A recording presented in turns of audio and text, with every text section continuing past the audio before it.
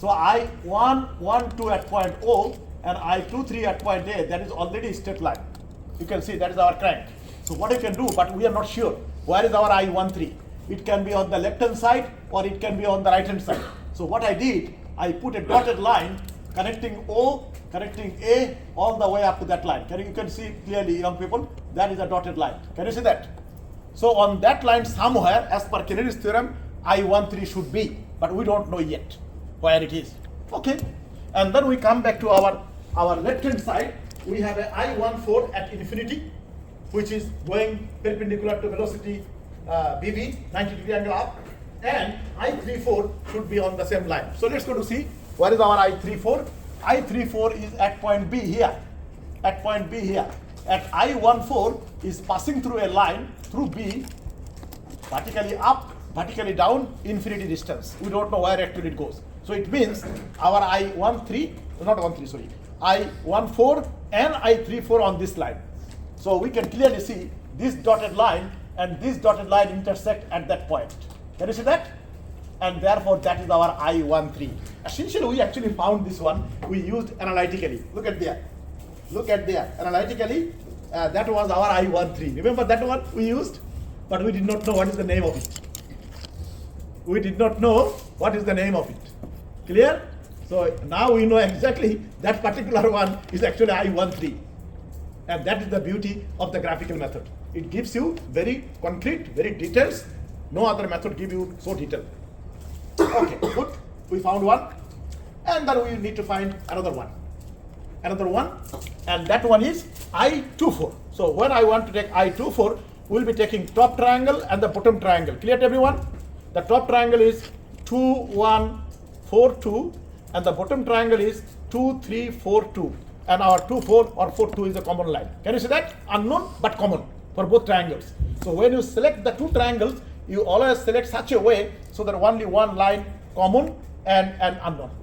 You cannot take a two triangle, but at least two lines are unknown. You cannot take, then you cannot get it.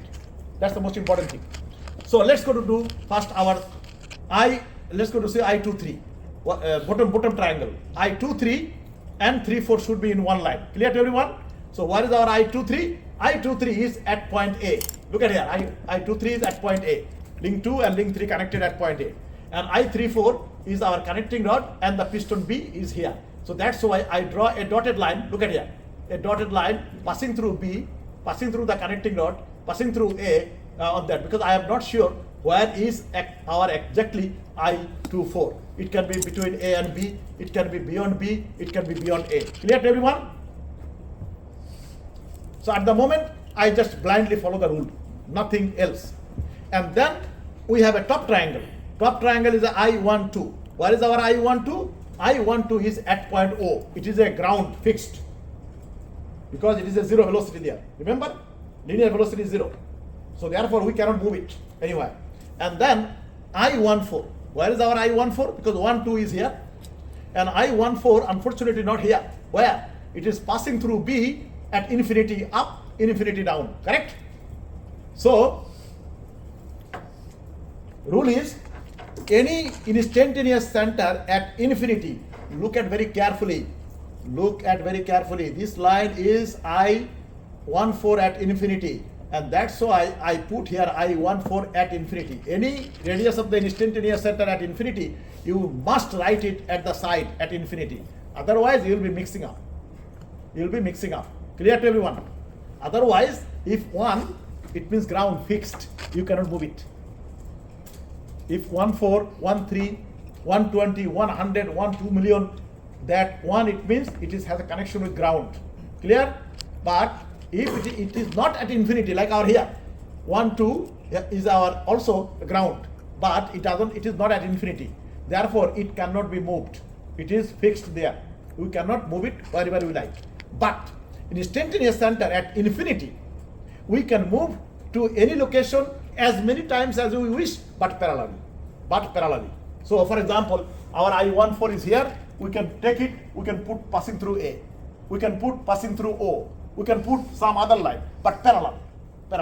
Clear to everyone? We cannot change angle like that. We can parallelly move from here to any location to the right or to the left as many times as we need. So what we can do, I14, we parallelly move and passing through point O. And then our 1, 2 at point O and I14 also on this line, correct? So on this line somewhere should be our I24. So that line and this line intersects here. And that is our I24. That is our I24. Clear? So now we found, using Kennedy's theorem part 3, found the unknown instantaneous center is there. But one of the important thing, young people, when you draw these schematics, because it is a graphical approach, so you need to plot these proportionally, OA, AB, angle, all proportionally you need to draw in scale. You need to draw the mechanism in scale, like a graphical method. You did the position in scale. Exactly the same thing. Otherwise, it will be extremely hard for you to get the interpretation and the value from the graph, because we are not going to use any sine law, cos law, any trigonometric, any ratio. We'll be doing everything from here. What is the radius and what is the things. Clear to everyone? So therefore, it needs to be proportionally done. And now let's go to find. Our objective was what? Our objective was to find the velocity at point B, correct? And let's go, I show you how we find it. So look at here. I12 here, I23 here, I13 here. I13, it means velocity here is linear velocity 0, and here is the velocity 0. And look at here, in this radius of the instantaneous center, how many instantaneous center we have? 1, 3, 2, 3, and 1, 2. Can you see? So Kennedy correctly said that at any straight line of the radius of the instantaneous center, there should be minimum 3 instantaneous center. You can see on this line. Again on this line, look at here. On this line, we have 1, 2 at point O, 2, 3 at point A, and 1, 3 here we found it. Clear to everyone? And then if we go on this line, for example, on this line, you also have a 3. One is I34 here at point B, and then I14 at anywhere at infinity. We don't know where it is, anywhere, but on this line. And then I13 is here. So 3 also there. And if we look at on this line, we have here I34, we have here I23, and here is I24. Can you see that? And similarly, if we go on this line, we have here I12 and I14 at infinity, and then I24 here. So every line we have minimum 3 instantaneous centers. So Kennedy correctly said about that. And now we need to use them. So say for example, we want to find our velocity at point B. So what do we do here? First of all, this look at here. This velocity VA, essentially it is the link 2 and link 3 velocity at that point, exactly the same magnitude. Clear? On the other hand, link 3 has a connection with link 4. So we can use that link 3's magnitude to find the velocity at point B. So how we do it? First, we need to know, look at here, at that point O is the velocity 0, at point I13 also velocity 0. But therefore, in between there should be maximum velocity somewhere. It cannot be throughout the radius entirely velocity 0. So therefore, this is our VA. When you draw the VA, you draw in scale. But this scale should not be the same scale as your position. You can use different other scale. Clear to everyone? So this VA, we draw it, and then look at here very carefully. I showed a little limit line that as you are coming from A towards O, your magnitude of the velocity will be decreasing. When you come here at point O, velocity is 0. And similarly, when you go from A towards the I13, the velocity will be reducing, and when you come here, again velocity 0. Clear to everyone how it does? Okay. And now our objective is to find not this velocity, it is already given to us. Our objective is to find the velocity at point B of the piston B, correct? And here, interesting thing. On this radius of the instantaneous center, on this one, only at I13 velocity 0. And as far as you come down, the velocity will be increasing. But what is the rate of increase? It will be increasing that rate, or that rate, or that rate, or that rate. We need to know the rate. Then we'll be able to find the velocity of piston B. So now we know that here this velocity VA equals V2 plus V3, right? Equals not V2 plus, not V plus, equals. So V2 equals V3, and V3 is the connecting rod.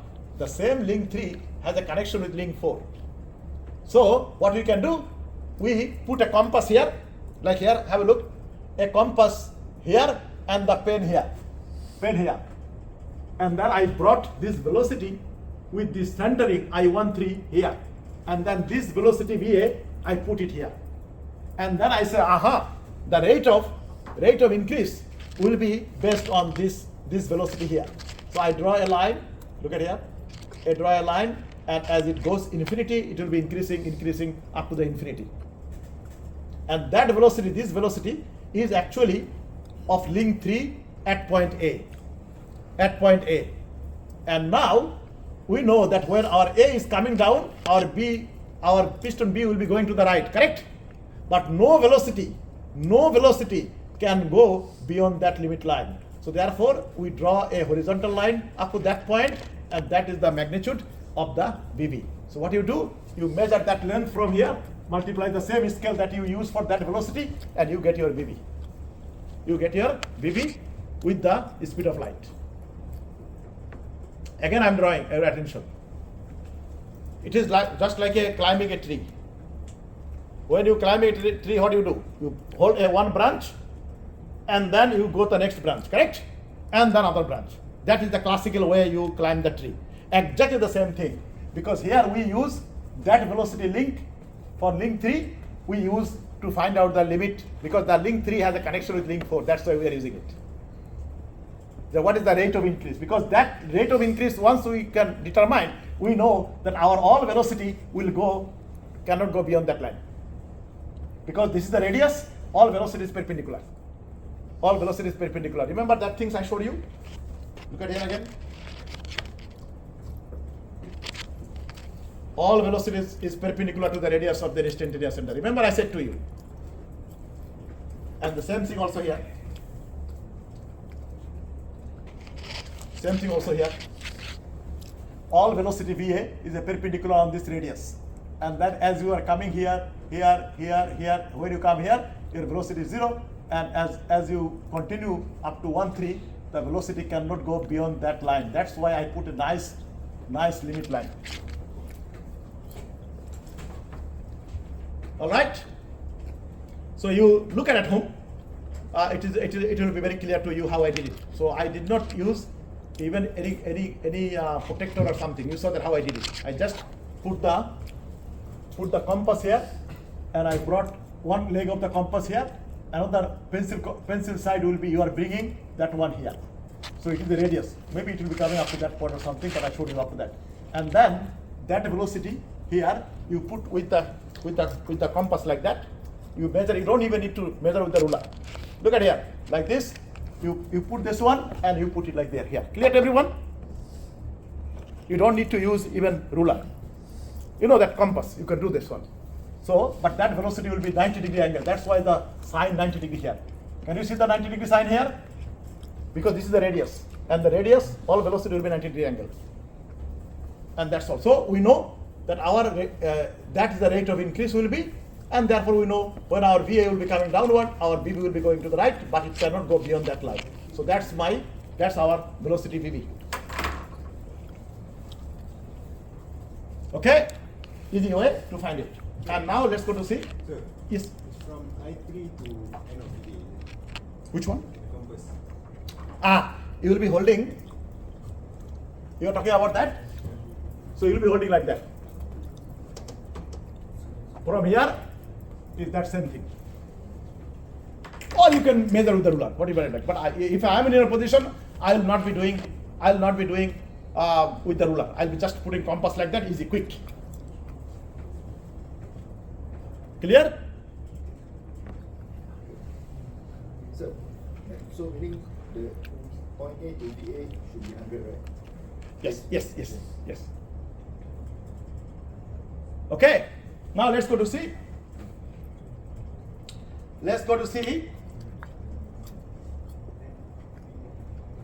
And you can see here, I actually showed you very clearly. This is not a crowdy. Exactly the same. Look at here. Look at how I'm doing. I think that's the other one I couldn't reach, but here I can reach. Look at here. You will be putting compass like that. One leg compass will be at I13, and then you will be putting here and you bring like that. Clear to everyone? that will be your radius. It will be little curved. And then, as this young man asked me, you will be putting this one here, how many, whatever it is, and you put it like that here. But it will be 90-degree angle on this line. Clear? And then, from here, you draw a line. Look at here how it drawing line. A drawing line passing through the tip of this. And so, all velocity, starting from here, it cannot go beyond that line. As you know, when our A will be coming this way, our piston B will be going this way. So our piston velocity is always parallel to the horizontal direction at 90-degree angle of it. So it cannot go beyond that line. So that one we measure, multiply with the scale that we use for this BA. Because this BA should be also scale. It doesn't necessarily need to be same scale as your geometry. Clear? That's all. So you do a little bit of practice at home. And now let's go to move on to our example 2. Example 2 is a very important example. All of you go through that seriously because that sort of degree of difficulties can be in the exam. So now we have very interesting one. This is how many links we have? Ground 1, link 2, and this slider link 3, and this is our link 4, and the link 5 is our BC, and then our slider C, and ground 1. So we have a 6-bar linkage mechanism. It is a degree of difficulty same as your measure assignment. Clear to everyone? As your measure assignment. So our objective is either VA is given to us or angular velocity of link 2 is given to us. We need to find what is the velocity of the piston C or link 6. Clear to everyone? That is our objective by using instantaneous center of zero velocity. So there will be two parts. First part will say find out all the instantaneous center. The second part will be asking using some set of instantaneous center, because remember we had two instantaneous center unknown in our previous problem. We only use I13 and other instantaneous center, but 2,4 we did not use it. Clear? So you can find all of them, but you don't necessarily need to use all of them. And you see in our big example this one. So let's go to see it. So as it has, don't worry about this crowdy thing. We'll be coming in a second about that. So first of all, we need to do our Kennedy's theorem part 1. So we apply the C equals n times n minus 1. Our is a 6-bar linkage mechanism. So our n equals 6. So therefore 6 minus 1 times 6, it is a 30 divided by 2. It is a 15 in instantaneous center. A lot in instantaneous center. So, and now we need to find out by visual inspection how many we can find. So let's go to have a look. Let's go to have a look here. So look at here, 1 and 2 at point O. That is an instantaneous center, I12. And then 2 and 3 at that point A. And then 3 and 4. This is link 4. Clear to everyone? But the problem is here, 3, 4 is not that simple. 3, 4 is not simple. Why? Because it is a full slider. It is not, this is the joint fixed. Clear? And this one is a slider. Can you see that? Is the whole slider shows here. So it means this slider slides on the link 4, on this link 4. And the link 4 also rotates. So it has another complex motion, but we are not going to that one at this moment. So the 3, 4, our slider always slides on link 4. And therefore link 4 is a straight line, correct? So therefore our I34 will be at infinity perpendicular to link 4, like that. At infinity going down, infinity going up. Clear? 90-degree angle of link 4 in this instant. So how many we found? I12, I23, I34 at infinity, and then I4 and 5 here, and I1 and 4 here, and then I1 and 6, 5 and 6 here, and I16 at infinity as well, because this is our slider, slides horizontally. Clear to everyone? So we have I16 at infinity, just like our previous example. Because our velocity horizontal, radius will be 90-degree angle, up and down. That is our at infinity. So we have a 2 at infinity. We have it at 3, 4 at point A, and 1, 6 here also at infinity. So how many of them we found? Have a look. Our Kennedy's theorem says we have to have a 15. But we, visual inspection, we found I12, 1. I23, 2. I34 at infinity, 3. I45 is a 4. I14, 6. 5, right? 5. And then 5, 6 is a 6. And 1, 6 at infinity, 7. So we, by visual inspection, we found only 7. But our Kennedy's theorem says we have 8. So it means, 15. So it means we have 8 unknown. A lot. Not like our previous one, only 2. So that is a really problem. So let's go to see how we found it. So this is the things. Kennedy's theorem part 1, it says 15. By visual inspection we found I12, I23, I34 at infinity at point A, I14, I45, I56 and I16 at infinity. So 7. So now we need to know which instantaneous centers, 8 instantaneous centers are unknown, what their names are. What their names are. Because at the moment they are unknown number. So what do? We draw a circle. That circle needs to be segmented by the number of links. By the number of links. Not by the number of instantaneous center, by number of links. So how many links we have? 6. 5 movable, 1 unmovable, ground. So look at here how I did. 1, 2, 3, 4, 5, 6. We segmented 6. And now we need to connect these numbers if we know them. If we know them with a continuous line. So I12 we know. I12 we know. That's why I12 a continuous line. Can you see that, young people? I23 you know, also continuous line. I34 you also know, continuous line. I45 we know, continuous line. I56 we know, continuous line. I16 we know, continuous line. And I14 also we know. I14 also we know. This is our number 4. So this is also continuous line. And now have a look. Now have a look. Can we connect 1, 3? But we don't know it. So therefore it will be dotted line. Can we connect 1, 5? Yes, but it is a dotted line, unknown. And then we can connect 2, 4, also dotted line. We can also connect 4, 6, a dotted line, correct? So we already know 4 unknown instantaneous center. And then we can connect 3, 5, another instantaneous center. We can connect 2, 6, another instantaneous center.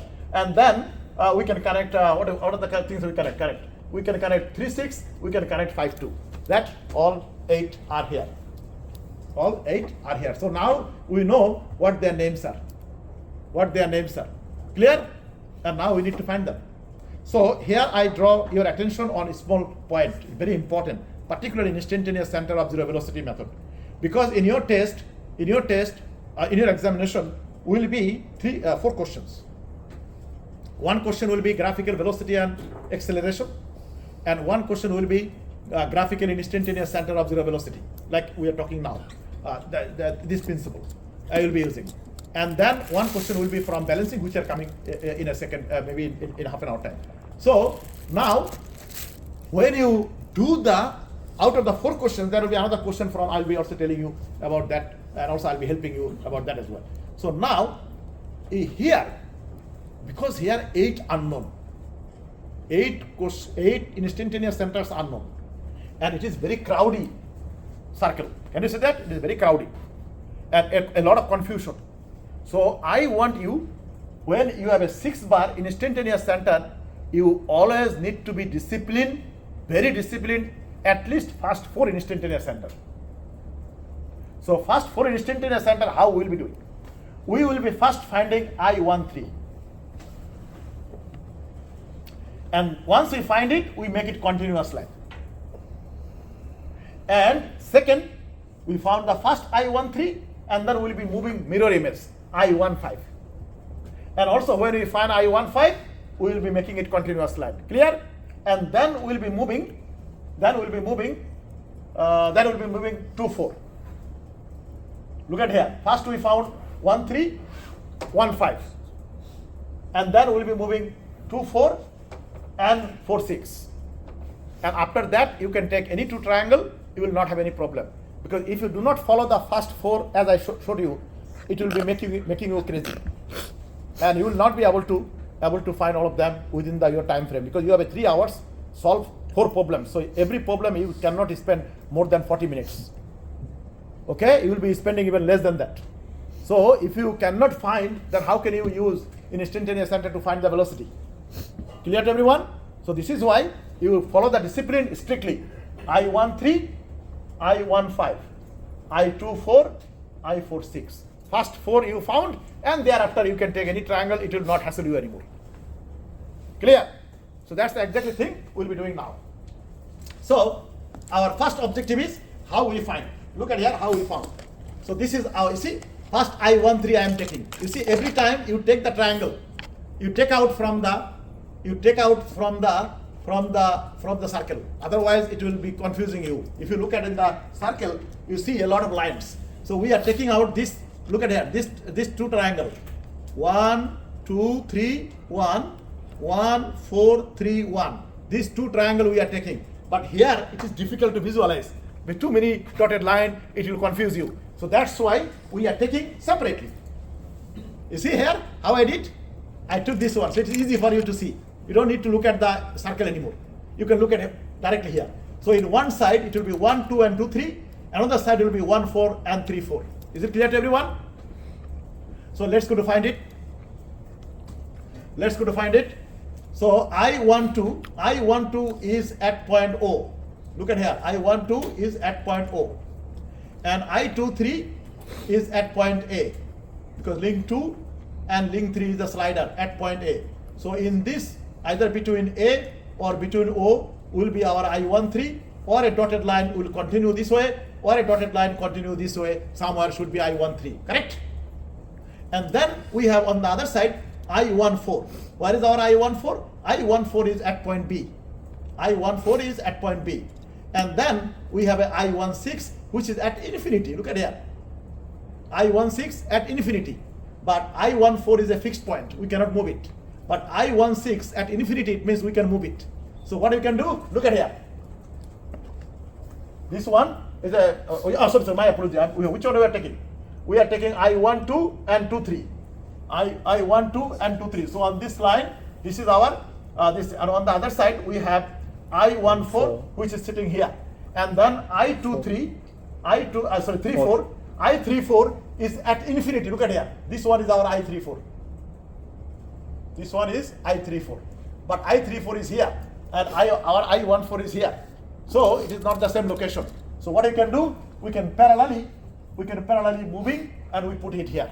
Clear to everyone?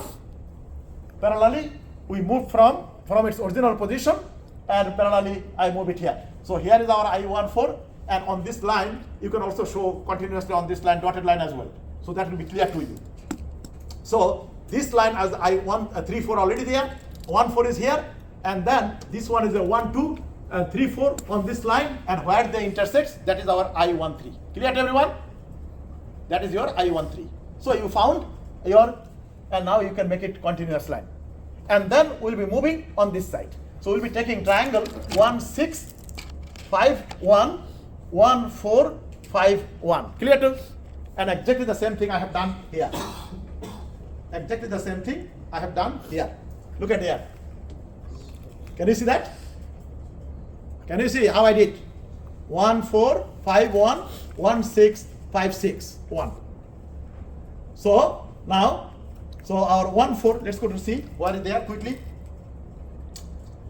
Oh, not this one. So our 1, 6 at infinity, this line unfortunately, so it is already here. And 5, 6 is already here. Link 5 is this our this CD, and then our D is a link 6. So link 5, 6 is here, and 1, 6 at infinity, so they are in the same line. We don't need to worry about. And then we have a 1, 4. 1, 4 is here, and we have 4, 5, and 4, 5 is here. Can you see that? 4, 5. So our 1, 5 should be either between C and B, or B on B, or B on C. Clear to everyone? And our, on the other hand, here we have a 5, 6, and 1, 6 at infinity. On this line somewhere should be our I15. So we can see this line continue, and this line continue, it intersects here. That is our I15. Can you see that? That is our I15. Very important instantaneous center. I15 is here. So you make it continuous line. So this line will be now continuous red line. Clear to everyone? And my humble request to every one of you, when you do these things, use different color so that you can see it clearly. Otherwise, it will make you crazy. Because you are doing with me, that's why you are confident. But when you do by yourself, you will find a lot of trouble. So this is why use different color. It will help you. And once you found it, make it continuous line. Make it continuous line. Clear? Then your life will be easy. Otherwise, you will be selecting two triangles, more than one line is unknown. And then our next one will be doing, we need to be fast for discipline. Thereafter, we can be chaotic. It's not a problem. So 1, 3 we found, 1, 5 we found. And now our objective will be 2, 4 to find and 4, 6 to find. Clear? First 4. So let's go to find it. That's why we are taking 2, 4. So when we 2, 4, we are taking 1, 2, 4, 1, 2, 3, 4, 3, 2. Clear to everyone? So let's go. In one side is a 1, 2, another side is a 1, 4. Let's go to have a look. 1, 2 is here, 1, 4 is here. So on this line, somewhere should be our I24. Clear to everyone? 1, 2 at point O, 1, 4 is at point B. So it will be in between these 2 points, either beyond or beyond that way. So I draw a line here, this line somewhere, and then on the other side, our 2, 4. On the other side, our 2, 4, we have a 2, 3 and 3, 4. 2, 3 and 3, 4. What is our 2, 3? Our 2, 3 is here. Look at here. 2, 3 is here already at point A, because link 2 and link 3. And 3, 4 also we have a line, dotted line here. Look at here. This is our dotted line, 3 original position. So therefore, this line and this line where intersects, that is our I24. That is our I24. And once we found it, make it continuous line. Is it clear to you? One side, 1, 2, and 1, 4. 1, 2, 1, 4. So on this line, somewhere should be our I24. On the other side, I23 is here, and I34 at infinity, this line. So this line and this line where intersect, that will be I24. And now, next one will be, because we found 2, 4, and our next one will be 4, 6, and that is our discipline one. After that, you are free. You can take any triangle selection to find other remaining 4. Otherwise, you will not be able to finish it. No way. No way. Even I cannot do it. I need to be very disciplined. And let's go. So when you want to find this one, 4, 6, we can take this triangle, 6, 4, 5, 6, 4, 1, 6, 4. And you take these 2 triangles outside. It will be easier for us. So exactly the things we have done here. 4, 6. Can you see that? This one. Our objective is the 4, 6. So 1, 6 at one side and 1, 4 at other side. All right, let's go to do it. 1, 6 at infinity and 1, 4 is here. So we bring the 1, 6 parallelly and we put it here. 1, 4 is here. 1, 6 at infinity. So we can bring at as many times, but parallel. And 3, 4 when we brought, we made parallel. Remember that? So here we bring it here. So on this line somewhere should be our I46. I46. 1, 4 here and 1, 6 at infinity anywhere. And then on the other side, we have 4, 5 and 5, 6. 4, 5 and 5, 6. Let's go to see what is our 4, 5 and 4, 6. So 4, 5 is here and 5, 6 is here. 4, 5 is here, 5, 6 here at D, because link 5 and link 6 here. Clear to everyone? So it means our 4, 6 should be either between C and D or B on D or B on C. So I expanded that one. And I can see when it comes, it coincides with our point I12. And that is our I46. Can you see that? It can be. Same location can multiple instantaneous center can fall. It is not a problem. And we found I46. And now your hands are open. Your hands are open. You can take any combination to find the remaining instantaneous center, exactly the same process as I did. And my order, I follow this sequence. You can take alternative sequence as well at home, but not first 4. First 4 you need to do like I did. Thereafter your life is easy. You can take up to 4, your hands are tight. And therefore 5, 6, 7, 8, last 4, you can take any triangle combination to find it. It is not a problem. You don't need to follow me. So at home, you will be doing remaining 4. Same process. Exactly the same process. No complexity at all. These are the triangle I have taken. You can see that. You can see that. Okay, so this 3, 6, 6, 2, 2, 5, and 1 and 5, 3.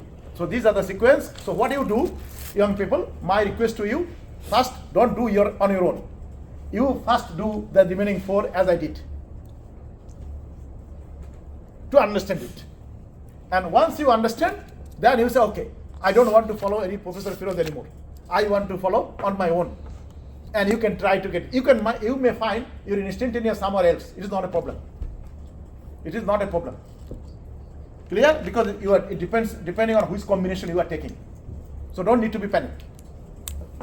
And I really believe, young people, if you do that, you will be significantly advanced in better position. Why I'm saying it, I did not want to scare you before, but now I need to say, instantaneous center of zero velocity by graphical method, it is very hard if you do not follow the grammar. If you do not follow the grammar, this is why in engineering dynamics, particularly mechanics of machines course, the advanced level dynamics course, most university teachers, they do not want to teach. They want to go some other subject because they need to understand this subject very well. And it is a subject you cannot memorize. And you see how I do these things.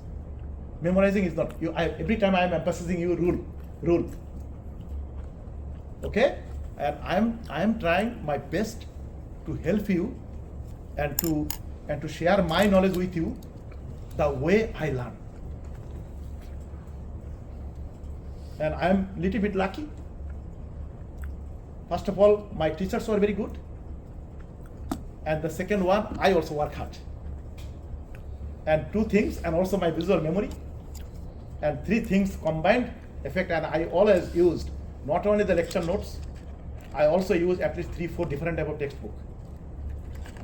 Every subject I had 3-4 different type of textbook. Even when I studied and everything, what I am saying to you young people, I did not learn in English. Every term I learned in Russian. So when I am telling to you, I am translating in my head.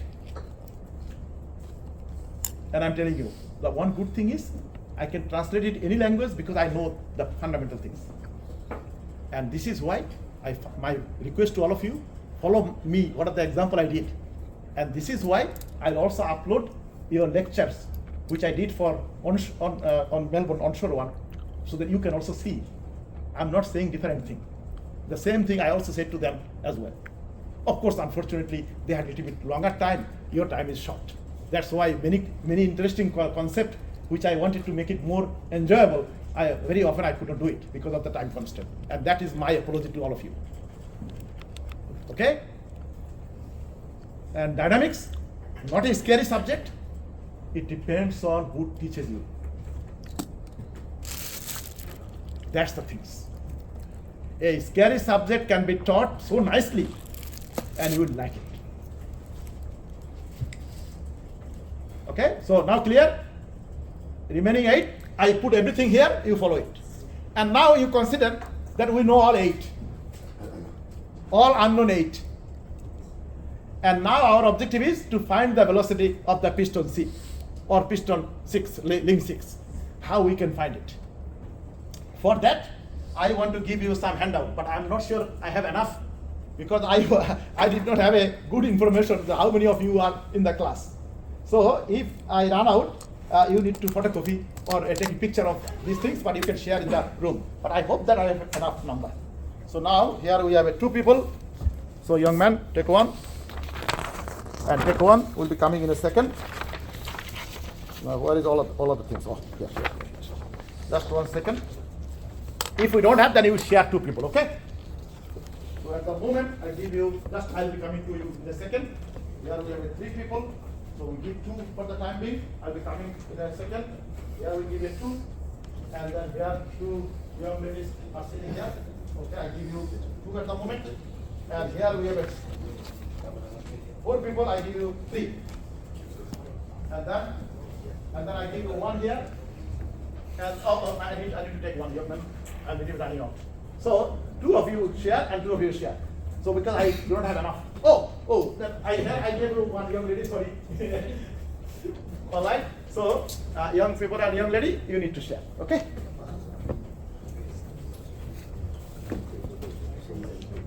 And you can take also picture. But I think at the moment you can have it in front of you because I'll also be uploading it. Young people, I'll also be uploading it, so you can download it.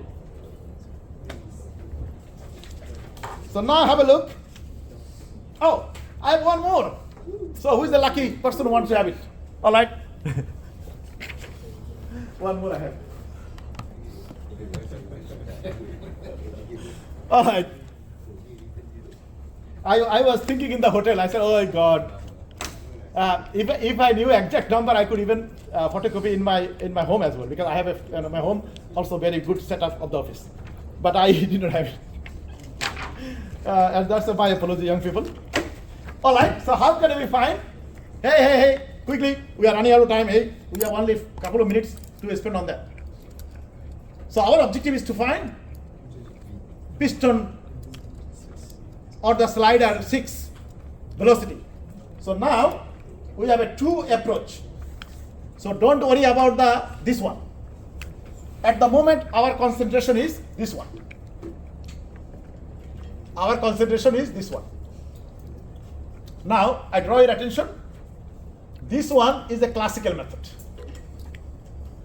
This one I call quick and dirty method. It is correct, but it doesn't show you the whole picture. And this one shows whole picture. Now look at here. We have 3 instantaneous center here. I13, I15, and I35. I13, I35, and I15. On this radius of the instantaneous center, we have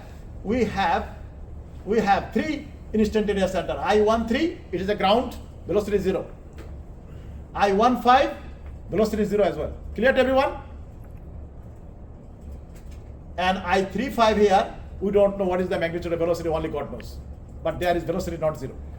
Link 3 and link 5, look at here, this link 5 and the link 3 of this one, the slider, has the same magnitude velocity at that point. Clear? And now our objective is not to all these things. Our objective is to find the velocity at point here. So we have here I15, I56, and I16 at infinity. Remember I16 at infinity? But the question is, on this radius of the instantaneous center, this is the radius of the instantaneous center, young people, this one. Here is a velocity 0, is a ground, but as soon as we are coming down, our velocity will be increasing. Our velocity will be increasing like our example 1, which I did. But what is the rate of increase? We need to find that. Then we will be able to find the velocity DC. So how can we do it? We look at the links. We say, okay, we have here 1, 3, velocity 0. Here 1, 5, also velocity 0. That's good. And in between, we have a point here where velocity link 3 and link 5 are the same, correct? But we don't know how big it is. So now, look at here. Link 3 has a connection with link 2, correct or not? At that point. At that point. Link 3 has a connection with link 2. So, link 2's velocity, we can connect with the link 3. That's the one thing.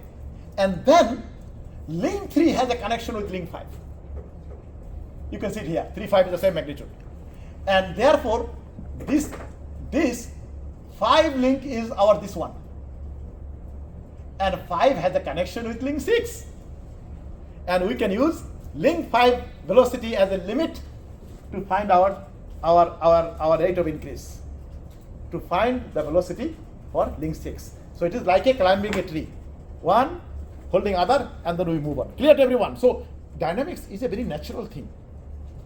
It is not abstract thing. It is very sad that we unfortunately do not learn the right way. That's why we cannot see connection. It's a very natural thing. So our problem is, here is a velocity 0, here is a velocity 0. But we do not know what is the magnitude of velocity 3, 5. So what we do, we know link 3 has a connection with link 2, and at point A we have a link 2's velocity, BA, which equals link 2, B2 equals B3. So what do? We take a compass. Look at here. We take a compass here, and then I put the velocity BA, I pushing on this line. And then this length I put here, and that is a 90-degree angle. That is a 90-degree angle with it. So I see whether I put that one for you or not. Yes, I'm an idiot. I should show this one, not the other one. Because I saw otherwise it will be a bit hard. Because if it was, I could reach, then I could draw all the hand other thing. But I cannot draw it here, I have to draw it on the board. So look at here. So what we did, here is the velocity 0, here is the velocity 0. Can you see? And here is the velocity. We need to know what is the velocity link 3 and link 5. We don't know at this moment. But we know that velocity 2, link 2's velocity VA is this one, which equals V2 equals V3. Clear to everyone? So therefore, to find this velocity link 3, what do? I take a compass here. Have a look. My left hand finger is one leg of the compass. I'm holding it here. And my other right hand is the compass or pencil is there. Okay? So I put it here, and then centering here. Look at here again. Look at my left side finger. I'm putting at the 1, 3, because that 1, 3 is the ground. That's why I can put. Otherwise not. So I put it here, and that is my other end. And I push this one with this radius here. I push this one. This our VA is here. So when you push back, you will be doing from the root, and when you will be pulling it, you will be taking from the tip. That is the rule. That is the rule. You need to follow this rule, otherwise it will be a little bit error there. So once I push this one, this VA is there, that VA should be perpendicular, because this is the radius, so perpendicular. And I'll be taking that length, and it is this one. Clear to everyone? I'll be taking with a compass like that, and that one will be this length. And now what I say, on this from 1, 5 is a 0, 1, 3 is 0. So therefore, this is the limit line. Can you see that how I draw a limit line?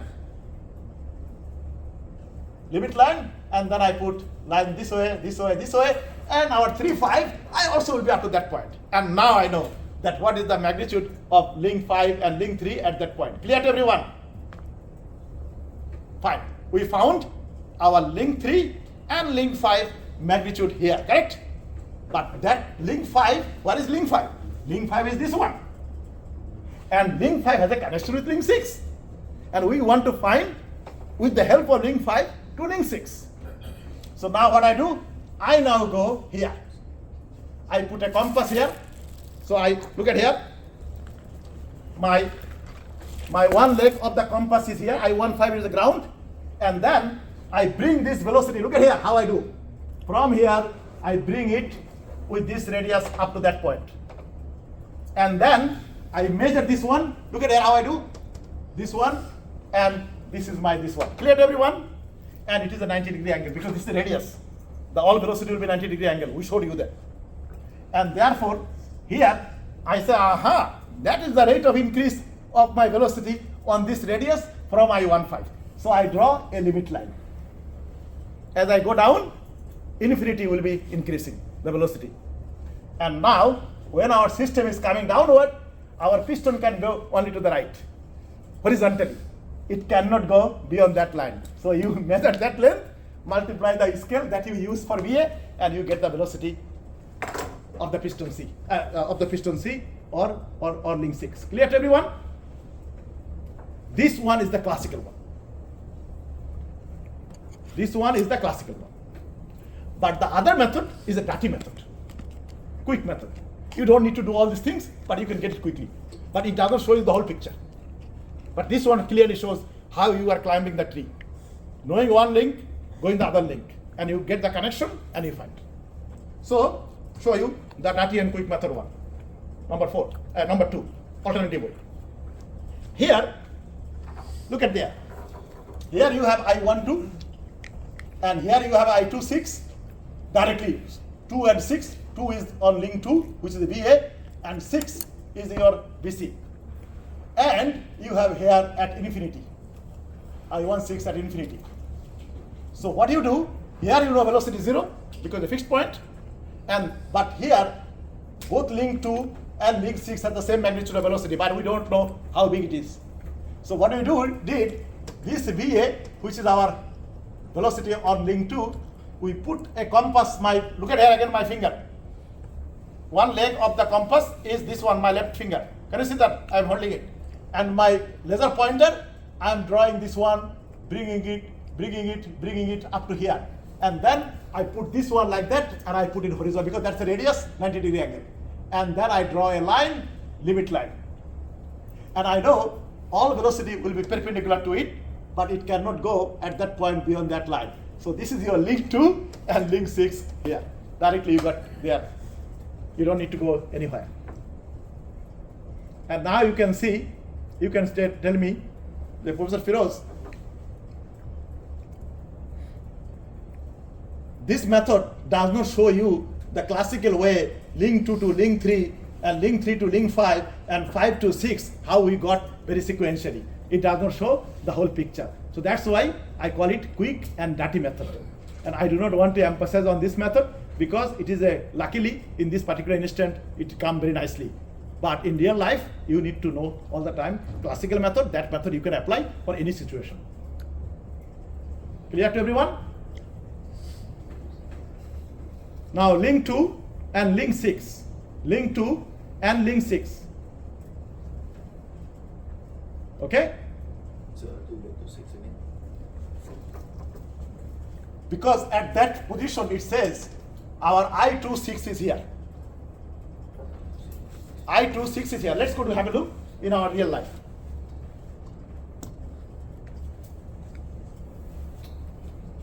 I26, can you see that? I12, I26 and I16 at infinity. Remember that line. That's the we are using.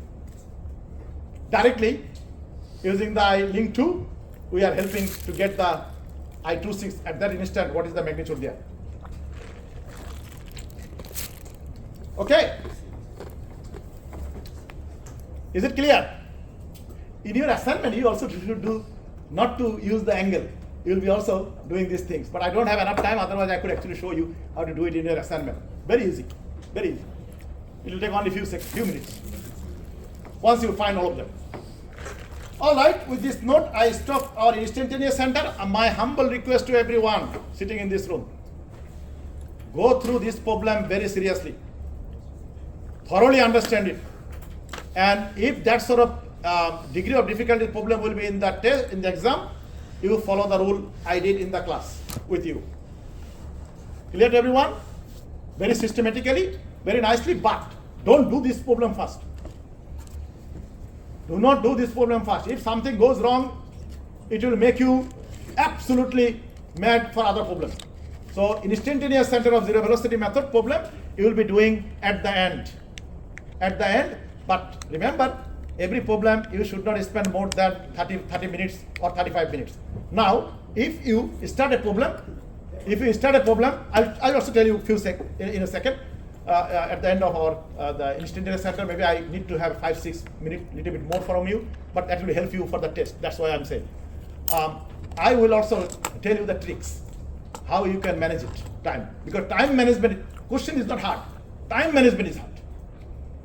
Because this subject, it is the biggest problem with the time management.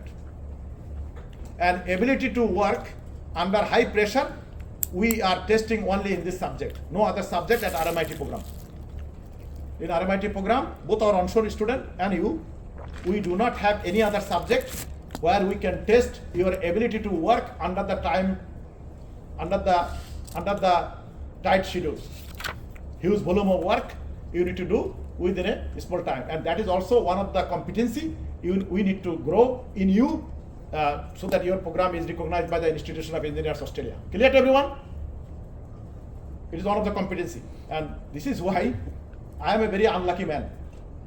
Since I started at RMIT as a teaching profession, every time Institution of Engineers Australian accreditation panel comes, every time they ask me for the 2 subjects. They want to see all the evidence, how you do, how I teach. Because these 2 subjects, engineering dynamics that you did in the beginning of this program, and this one, they consider it is one of the fundamental subject of the mechanical engineering. So this is why every time, because every 5 years the panel comes, every time they pick up my 2 subjects. And still today, I am telling you with very pride that every time, every Institution of Engineers Australia, they are highly praised the way we teach this subject, and also way you as a student, you also come with this subject. Okay? So this is why I also feel proud that we do the right thing. And every time panels are different people, they are not the same people. So every time they recognize. So I really feel proud that young people, you are doing a good subject, and the knowledge of this subject will help you a lot in the future. Okay, so with this note, I stop here.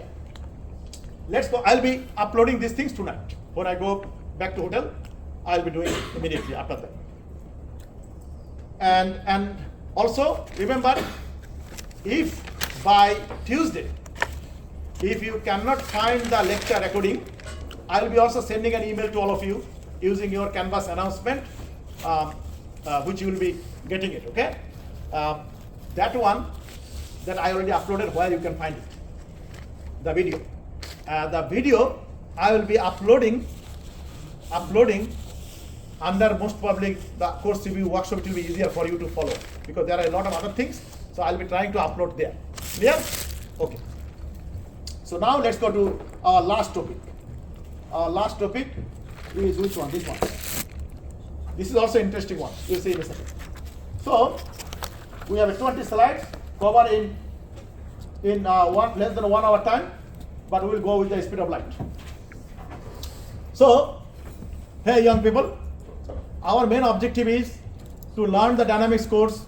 One of the objective is to find out the imbalance forces, and then we need to develop a strategy how to balance them so that our machinery does not experience a big vibration. Clear to everyone? Vibration is the killer of the machinery. You know from your work, because most of you are working full time. You already have experienced something. The vibration is the killer of the machinery. Okay? It doesn't matter how precision manufacturing or how rough manufacturing you do. Vibration, nobody wants to see. Clear to everyone? That is the bottom line. So, we have 2 types of balancing. Two types of balancing we need to do. One is the rotating masses balancing, another one called reciprocating masses balancing. Rotating masses balancing, it means when it is rotating a shaft, there could be some imbalance forces. And these imbalance forces can have for various reasons. It can have an imperfect manufacturing thing, or sometimes you add extra mass on the shaft. And therefore when it is rotating, there will be centrifugal force, and they try to deflection. And one of the deflection also have a whirling of the shaft. And biggest whirling of the shaft problem is in the power plant, in the gas turbine power plant or steam turbine, the shaft. You know the shaft. The shaft can be one of the biggest killer of the shaft is the whirling. Luckily, on our power plant, the shaft is rotating less than 10,000 RPM. But if the same jet engine, where the jet engine shaft is rotating more than 30,000 RPM. So you understand, it is in the air. And if it is rotating, shaking like that, it destroys our wing and everything will fall. So how precision things you need to do. So I usually show some video, but unfortunately we don't have enough time for the showing video. And otherwise you can see that how the various balancing we do in real life. So, but when I'll be uploading your lecture, there will be some video recorded. So you can see that. Okay? All right.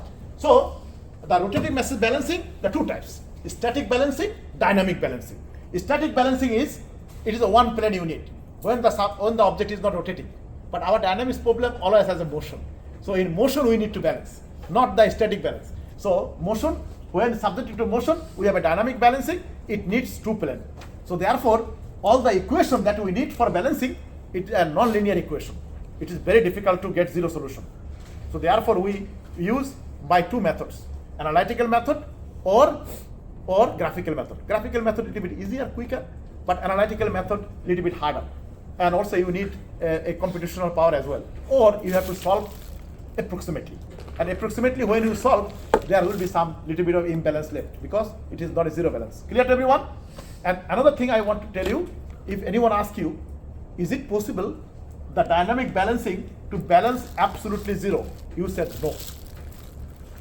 Without even hesitation. Without any hesitation, you immediately say dynamic balancing cannot be done to absolutely zero. Why? Because the mathematical equation has a non-linear equation, cos and sine. And cos and sine, when any equation has a cos and sine, it is called non-linear equation. Non-linear equation cannot be solved to zero solution. It can be solved approximately. What is approximately? Left hand side not zero equals right hand side. Left hand side can be 0.001. On the other side is zero. You understand now? So the 0.001, it is not a zero solution. It is close to zero solution. So that's why there will be approximate solution, and approximate solution will allow to shake little bit. Imbalance force little bit. Clear? Okay. So this is our basic formula in rotating masses balancing. So a little mass here, it is rotating centrifugal force, and we know F equals ma, and our is the normal acceleration A. So A equals v square by r, and v equals r omega, and we have that beautiful formula. But we need to balance it without, unfortunately we cannot make omega equals 0. So therefore omega equals 0, it means our object is not rotating. It is not motion. Clear? It will be static balancing, not dynamic balancing. So that's why we reorganize the m, we write w equal mg, and then here we write that for m we replace with w by g, and then omega square by g, because this g we cannot make it 0. It's, unfortunately it is a universal, it is a gravitational acceleration, everywhere is the same. Unfortunately we cannot change it. Okay, and the omega we cannot change it also, because for a given rotational speed we need to balance. We need to balance at a given rotational speed. We cannot reduce our speed and then we balance it. No. So therefore this is only we can balance reorganizing the weight and the radius, how far the radial distance is, this radial distance. Clear?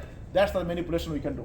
So this is why this reorganization of equation, that is for multiple masses, that's the sum of mass, and our objective is this f at least make approximately 0.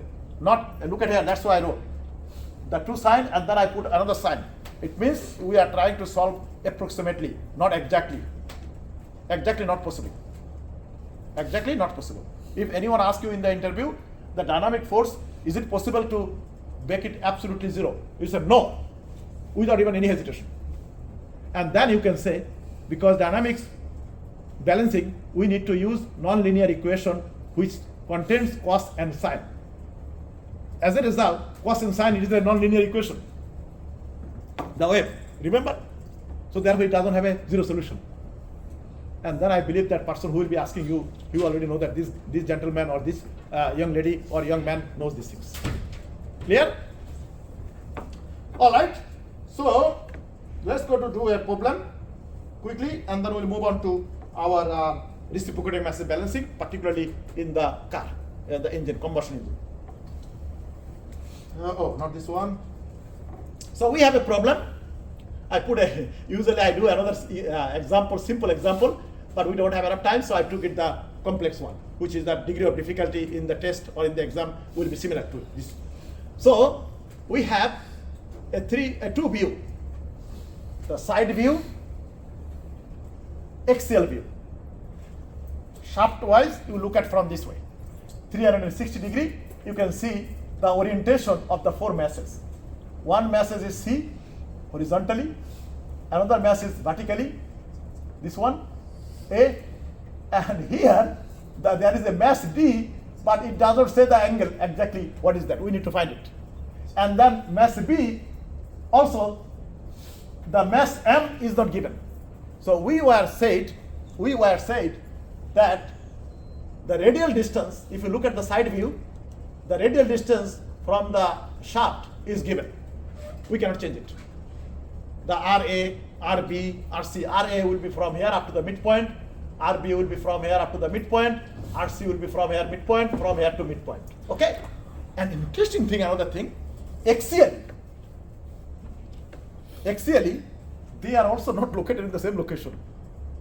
You can see our A is here and B is distance between them is a 0.4 meter. And our C between B is a 0.5 meter. But D from C, it doesn't say anything. It says distance need to be found. And the question, mass given, A given, C given, D given, but not B given. We were asked, find out A, zero balance, it means approximate balance. In that, when you find the balance together, what mass you need for B, and what angle orientation you have to put D and B, so that theta 1 and theta 2 you can also find axially. And where we need to put mass D, how far from mass C, so that they asked a lot of things. In real life, all of them are fixed. You can only change mass, add mass, take mass. But here, we have a lot of selection. But in real life, your hands are really tight. In real life, angles are fixed, axial distance are fixed, and also radial distance R is fixed. You can only take mass or put mass. In most cases, we are taking mass out. Only put mass is very simple, not all the time, because it's a little bit harder. Okay, so what do we need to do? We put a table. What table? Here we put a W. So mass M times G, that is our W. Clear to everyone? And so our M is given 7.5 kilo, multiply with 9.81, it coming W equals 73.58. And it is a Newton. And unfortunately our mass B were not given. So mass B times the G, it is WB, we write it. We don't need to write G here. And then same thing also mass C 5 kilo, 9.81, it will be giving you 49.05, something like that. Okay? And similarly D. And then radial distance. Radial distance. How far away from the shaft up to their mass center. I put all of them are given to us in meter. And now W times R, if you multiply this, we get this column. And that is we call forces column. Although its unit is Newton meter, why Newton meter came? Because of our reorganization of the equation. Reorganization of this equation. Because W is Newton, R is a Newton is a meter. So that's why it's a Newton meter. But essentially it is a F. Can you see that? Because when you put omega radian per second square, and this G is a 1 meter per second square, then it will cancel out. It will be again Newton. It will be again Newton when you put all the unit correctly. Clear? So it is. But now this we call force, although it is not a force. But we call it force in our balancing purpose, reorganizing the equation. So it is a Newton meter, but if we multiply the axial distance with this, it becomes a moment equation. So it becomes Newton meter square. Although you know moment unit is Newton meter. Because of the reorganization of the equation, it unfortunately came. Clear? So this is our, and this one, the radial distance times the WB, it is 0.0036 WB. So that is our forces column. And this is our axial distance. And here is a catch 22. I need to explain a little bit what is going on here. Look at here. Our mass B, unfortunately we don't know its mass, M. MB not given to us. We need to find it. So we will try our best in our calculation somehow to avoid it for the time being, because it has a problem. And not only the mass, look at here, its angle also not known to us, theta 2. So it is really trouble. So what we want to do, our measurement reference line for moment will be pushing through the unknown mass B. You see that dotted line, the purple color line? And I also said reference plane. Can you see that? Why we put it? Because if we take a moment equation, it does not have any moment arm. Can you see that? It does not have any axial distance. Moment arm, what is that? Force time the perpendicular distance. So it does not have. So now Only problem is any axial distance on the left hand side of the reference plane, unfortunately we call negative distance. Any axial distance to the right hand side is it a positive. Clear? Although you know from your high school that distance cannot be negative, but our this purpose we artificially made it is a negative. Clear? Artificially. There is a reason for that. It helps us. So now have a look. As I put it here, we for mass A from mass B reference line is a 0.4 meter to the left hand side. Can you see that? And that 0.4 become a negative here, because as it is on the left hand side. That's why any distance on the left hand side will be negative. Any distance on the right hand side of this reference line will be positive. Clear to everyone? Okay, so I need to have a little bit of water, young people. I am an old man. You forgive me.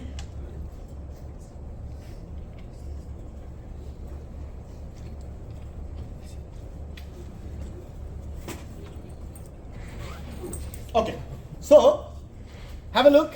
Hey, have a look. Here is our minus 4 point for this mass A, but mass B, do we have any distance? Axial distance we have? No, because it is there. It does not have any. That's why it is 0. Can you see that? And for mass B, no, sorry, mass B, mass C, how far it is away? 0.5 is a plus 0.5. And then, and our mass D axial distance is, here is the 0.5, here is the x. So I put 0.5 plus x is a positive because it is on the right hand side. And now, if we multiply this one with our force, it will be our moment column. It will be our moment column. So when I multiply 0 with this our the force column, our moment is 0 for our mass B, because mass B is our troublesome. So at the moment we take it out. So now have a look. When we sum them, this is the moment column, this is the forces column. That's why I wrote here, forces, moment. Clear to everyone? And this, when you sum them up, it will be balanced by themselves. And when you sum them up, it will be balanced by themselves. Clear? So it means this one plus this one plus this one equals this one. This one plus this one equals this one, vectorially. Because they need to be balanced themselves. Other one we eliminated. So what do? We will be doing now graphical method. Constructing two vector polygons. One for moment, one for force. But we will not go to force first because many things we don't know. Theta, we need to, this one, look at here. This is our A. A we know, 90 degree angle from horizontal. Clear to everyone? Angle we know. And this one is our C. Everyone, you understand C? What is our C? 0 degree from the horizontal. And our this one will be, this one plus this one will be that one. And then we'll be able to find out the D, because this one is a D, mass D. So we'll be able to find the theta from the equation, vector polygon. So let's go to plot it quickly. So we put step 1, constructing vector polygon for moment. Can you see that? I told you, not go to force column because otherwise it will be disaster, because too many things are unknown. So look at here, we have this one, first one, and this force for A is going upward, but it's negative value, therefore it will be going downward like that. Clear to everyone? Opposite direction. Parallel to, so we need to put a unit, and then this one is our origin of the vector polygon, and then we go this one parallel to FA, and then we have one more. This one is 0, we don't need to do anything. And this one is our C. It is going horizontally, 0 degree. So we put it here. That is WRA. It is not WRA. WR is this one. It is, I think I mistakenly put it here. From here up to that point, that is our WRA. Actually, it is a C. This one, WRA, C parallel to FC, this one. And now this one plus this one, the diagonal will be the resultant vector. Look at here again. This one plus this one, the sum will be this one. So this vector is going downward, this vector is going that way. So therefore, if I draw a diagonal, like our, remember we did the relative velocity, relative acceleration, remember that? the normal and tangential, and we root a diagonal, we got the absolute relative velocity. Remember that? Not absolute velocity, absolute relative acceleration. Same thing here. This one downward and this one there. So if we diagonal we connect, we get the resultant vector which equals this one. And look at here. So this one is our WRA parallel to FA for mass A, and this is for mass C. So where I draw this one, that one is a resultant vector equals 0.65 plus 13x. 0.35 plus 65 plus 13x. Clear to everyone? And what do we need to do? We need to, oh, not this one. We just need to measure from here up to there how many millimeter, multiply with our scale, and that one equals that value. And from there we find what is our x. What is our x? You can see from vector polygon 0.65 plus 13x equals that value by unit. And from there x equals 0.52 meter or half a meter. Clear to everyone? That's how we found the axial distance. The axial distance. How far we need to put our mass D from mass C. Clear? But one thing still we need to know.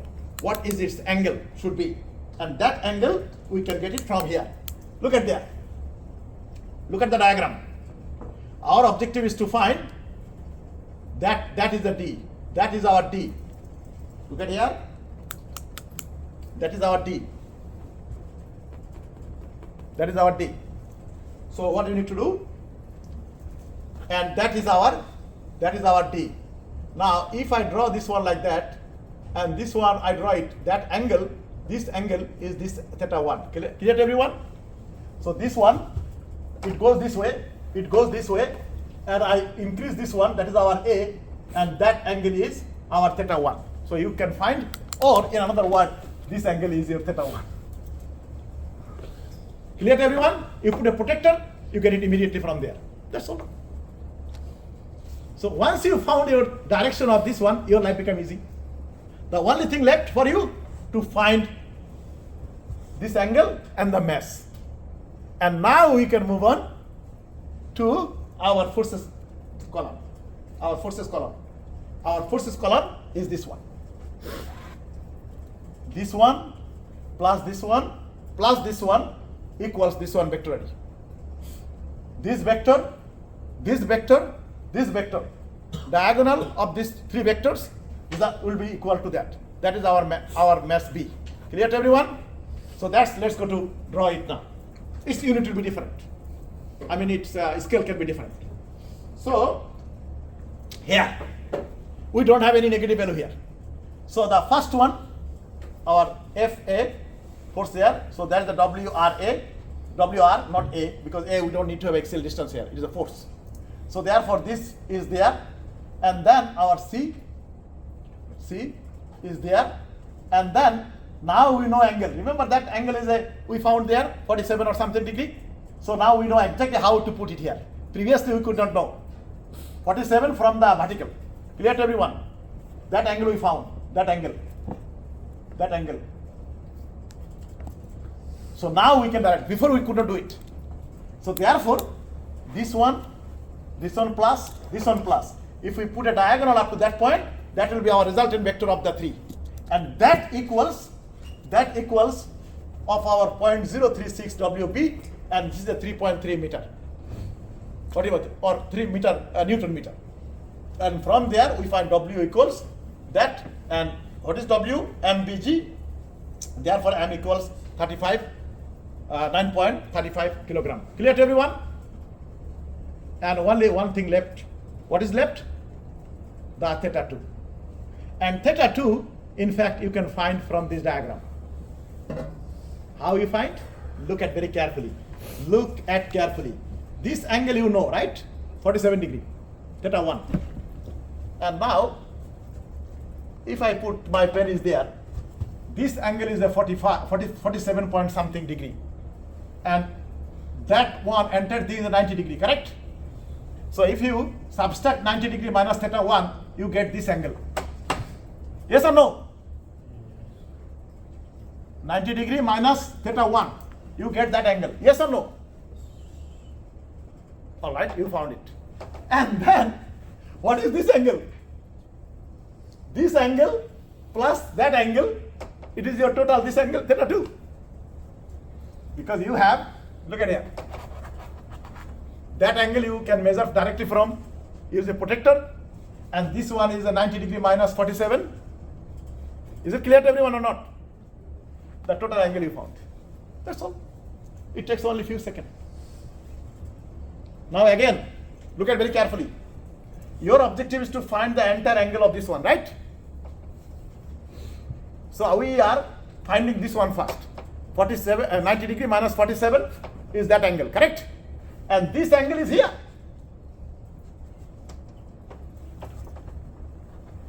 This angle, this small section, bottom one, is here, this one. Can you see that? So this one you measure with the protector, and here is this section of the top section is 90 degree minus 47. Whatever left, that will be there, maybe 42 or 43 degree, plus this angle will be total your theta 2. That's all.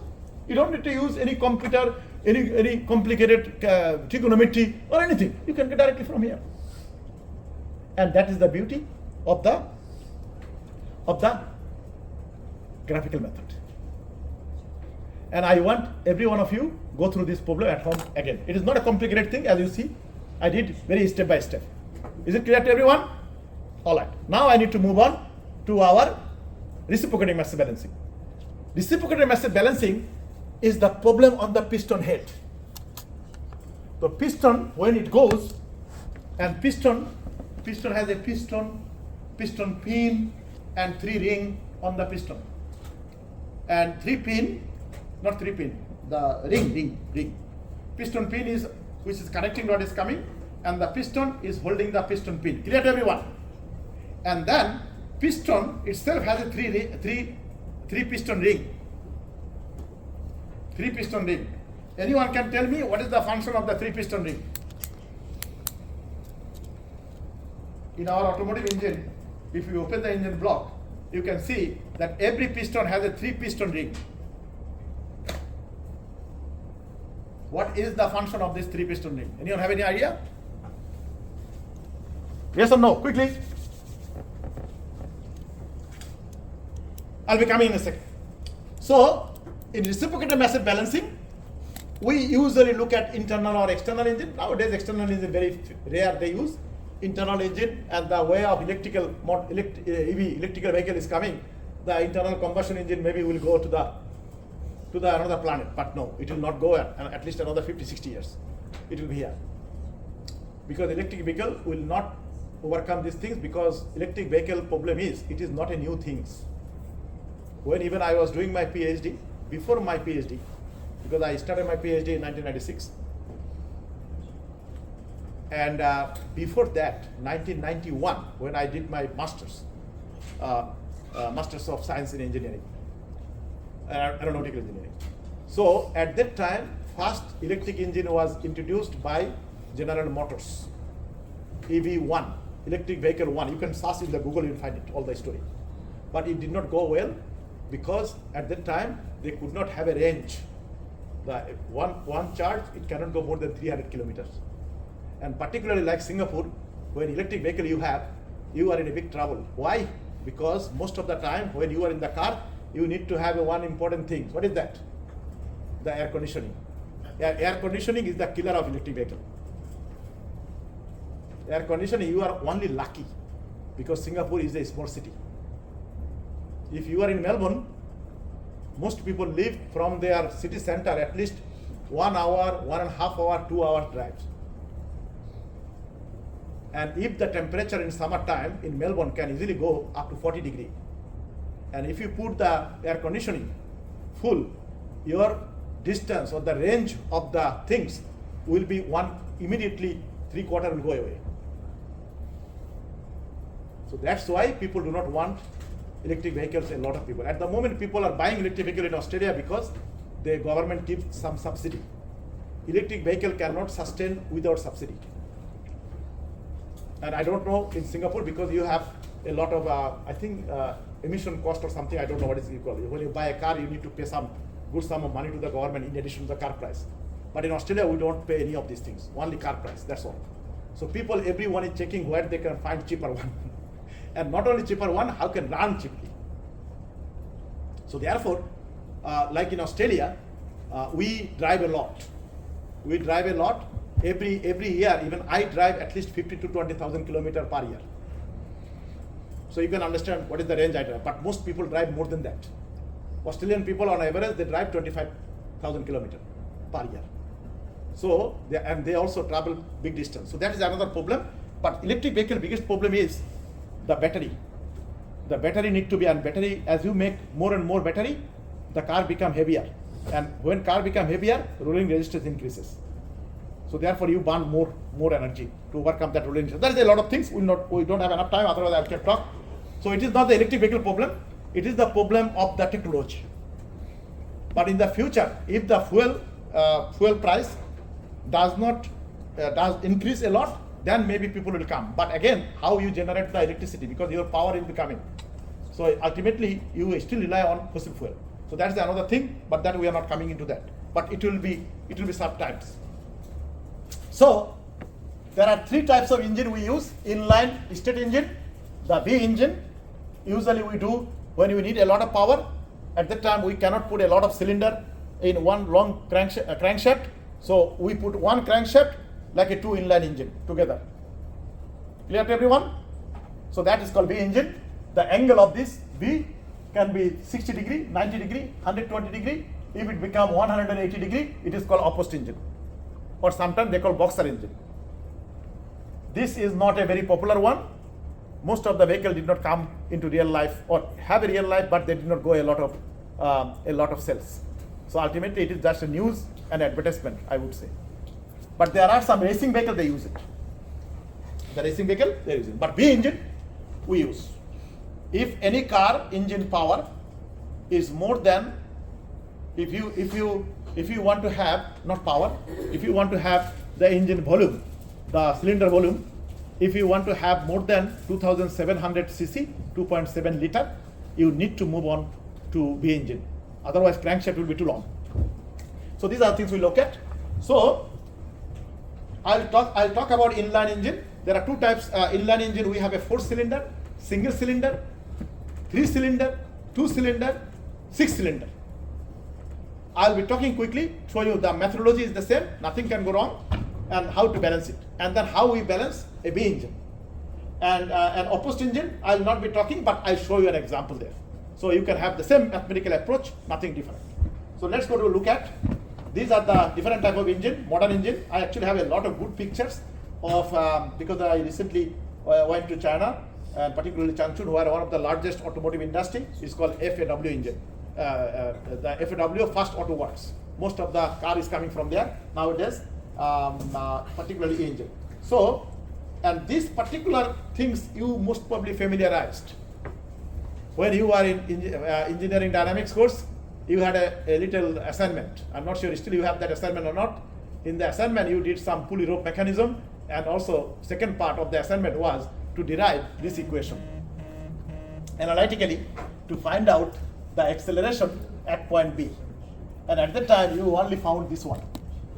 This AB here, R omega square, R is the radius of the crank, omega is the rotational speed of the crank, and cos theta is the angle of the crank with the center line, and R is the radius, L is the connecting rod length, and cos of 2 theta. That formula you derived in your assignment part 2 in your engineering dynamics course. Some of you most probably forgot, but I actually put it here again for your memory. And now this is the acceleration of the piston. Clear to everyone? And now with this acceleration, if you multiply the mass of the piston, it becomes the force which is shaking your piston. Clear to everyone? Hey, remember young people, one day before, not yesterday, day before yesterday, we collectively recollected what is Newton's first law and second law. Newton's second law was when resultant force is not zero, there will be an acceleration. And dynamic force acting on the piston, it is a resultant force and not zero. That's why we had that beautiful acceleration, isn't it? It was not zero. That's why we found acceleration. Otherwise, our AB will be zero, isn't it? So therefore, with this A, if we multiply with the mass of piston, then it is the shaking force, imbalance force which is acting on the piston head. Correct or not? You see how logical it is? So we need to balance it. But when I apply, look at here, here is a M, and all of a sudden it becomes capital M. What is going on, young people? Did I make a mistake? When this mass piston mass, this piston, we multiply with the acceleration, it becomes shaking force now. And our objective is to see how can we make it balance. Or if not, how can we develop a strategy to balance it? Our objective is to make this F equals 0. Clear to everyone? So, now I explain a little bit to you what is that M.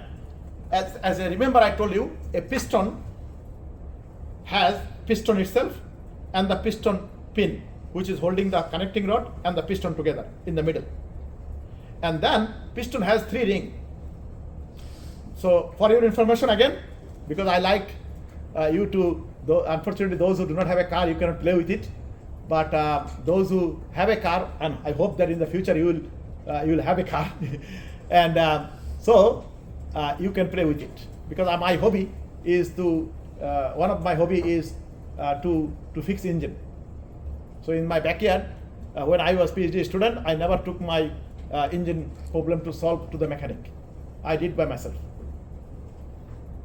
It took time, but I was very happy. I did slowly.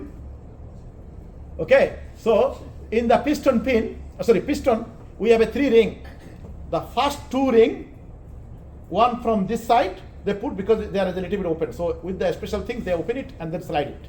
So one we put on this side, another put on this side. So this 2 way, it seal it so that in the combustion chamber, when our power stroke, when you create a pressure cannot escape. Clear to everyone? Because that pressure is actually you are getting the power. Convert later. So that's first 2 pin on from 2 sides. One we put from this side, one because there is one side is open. That's why. So we put this way so that together they kill absolutely sealed. Clear to everyone? So the first 2 piston ring function is to seal the pressure so that pressure cannot escape from the combustion chamber during the our fuel burning process in power stroke. And then there is another one either from this side or from this side that actually does not allow to go the engine oil to the combustion chamber. But we only put one, and this side has a little bit of gap there. So still engine oil can go to the combustion chamber. Now you can say, Professor Firoz, then why not we put another one there? Like our pressure, we put 2. Because if we put another one, engine weight become bigger. And our objective is to keep the engine as light as possible. Then our car weight will be less, rolling resistance will be less. Clear to everyone? And we deliberately allow to go a little bit of oil into the combustion chamber. It burns, but it is a new car, hardly you can see it. Or hardly it is detectable. Clear to everyone? But as car becoming older, unfortunately that oil will be coming more and more and more. That's a different story. So now when we add the 3 piston ring plus piston pin, that mass is now a little bit bigger than your only piston. That's why the M capital. The M capital, it includes piston, 3 piston ring and 1 piston pin. Clear to everyone? That is the capital M. That's the difference. And now this equation is only for single cylinder. But we have a multiple cylinder. We have a 2 cylinder. Nowadays 2 cylinder we don't use for a car. We use our 4 cylinder minimum. In Singapore, all the cars you see, doesn't matter how expensive they are, most cars are 4 cylinder.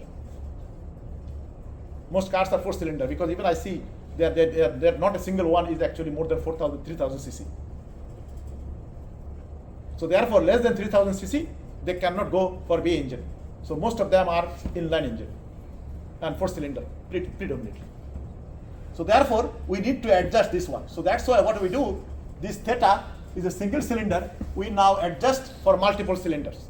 And that's if the theta 1 the first cylinder and therefore subsequent cylinder the angle is this one. And we are adding them, so that's why now when we put instead of theta, we put theta plus phi, and this phi will be how many cylinder we have, subsequent cylinder. If we have 4 cylinder, the phi 1, phi 2, phi 3, phi 4. If we have a 6 cylinder, it will be phi 1, phi 2, up to phi 6. That it is arithmetic sum, no complex things. So if we put this equation here, now this cos of theta plus phi, it will be cos phi, cos theta 1, cos phi, minus sin theta 1, sin phi. That is the trigonometric formula you learned in high school maths. That is the equation here. Can you see that? And our objective is this one. It can be multiple cylinders, so we put a sum here, and sum here, and sum here. It is a 2 phi because it's theta 2 theta. That's why 2 theta 1, 2 phi, that double angle. So now to make this f0, we need to look at if cos phi and sin phi you can show 0, and cos 2 phi and sin 2 phi equals 0, then our entire equation becomes 0. Can I clear to everyone? And that's how we'll be doing now. So let's go to see our 4-cylinder inline engine. We have 15 minutes. I think it's more than enough to go through our 4-cylinder inline engine, and 6-cylinder inline engine is a procedural thing. Nothing different. So now have a look. A 4-cylinder inline engine in Singapore, or not only Singapore, most countries in the world, you will find almost 80% of the vehicle in the world are actually powered by 4-cylinder inline engine. 80%. Okay? 80%. Yeah. Although I don't like 4-cylinder inline engine because the power is very small. So I cannot do a lot of funny thing. So I have a car which is called General Motors Holden, GMC, and our Australian made, but now they don't make anymore. 2002 model. It is a 4000cc engine. It's the V engine, V6. So I have a lot of power. When I drive it, I feel, yes, I'm driving a good car.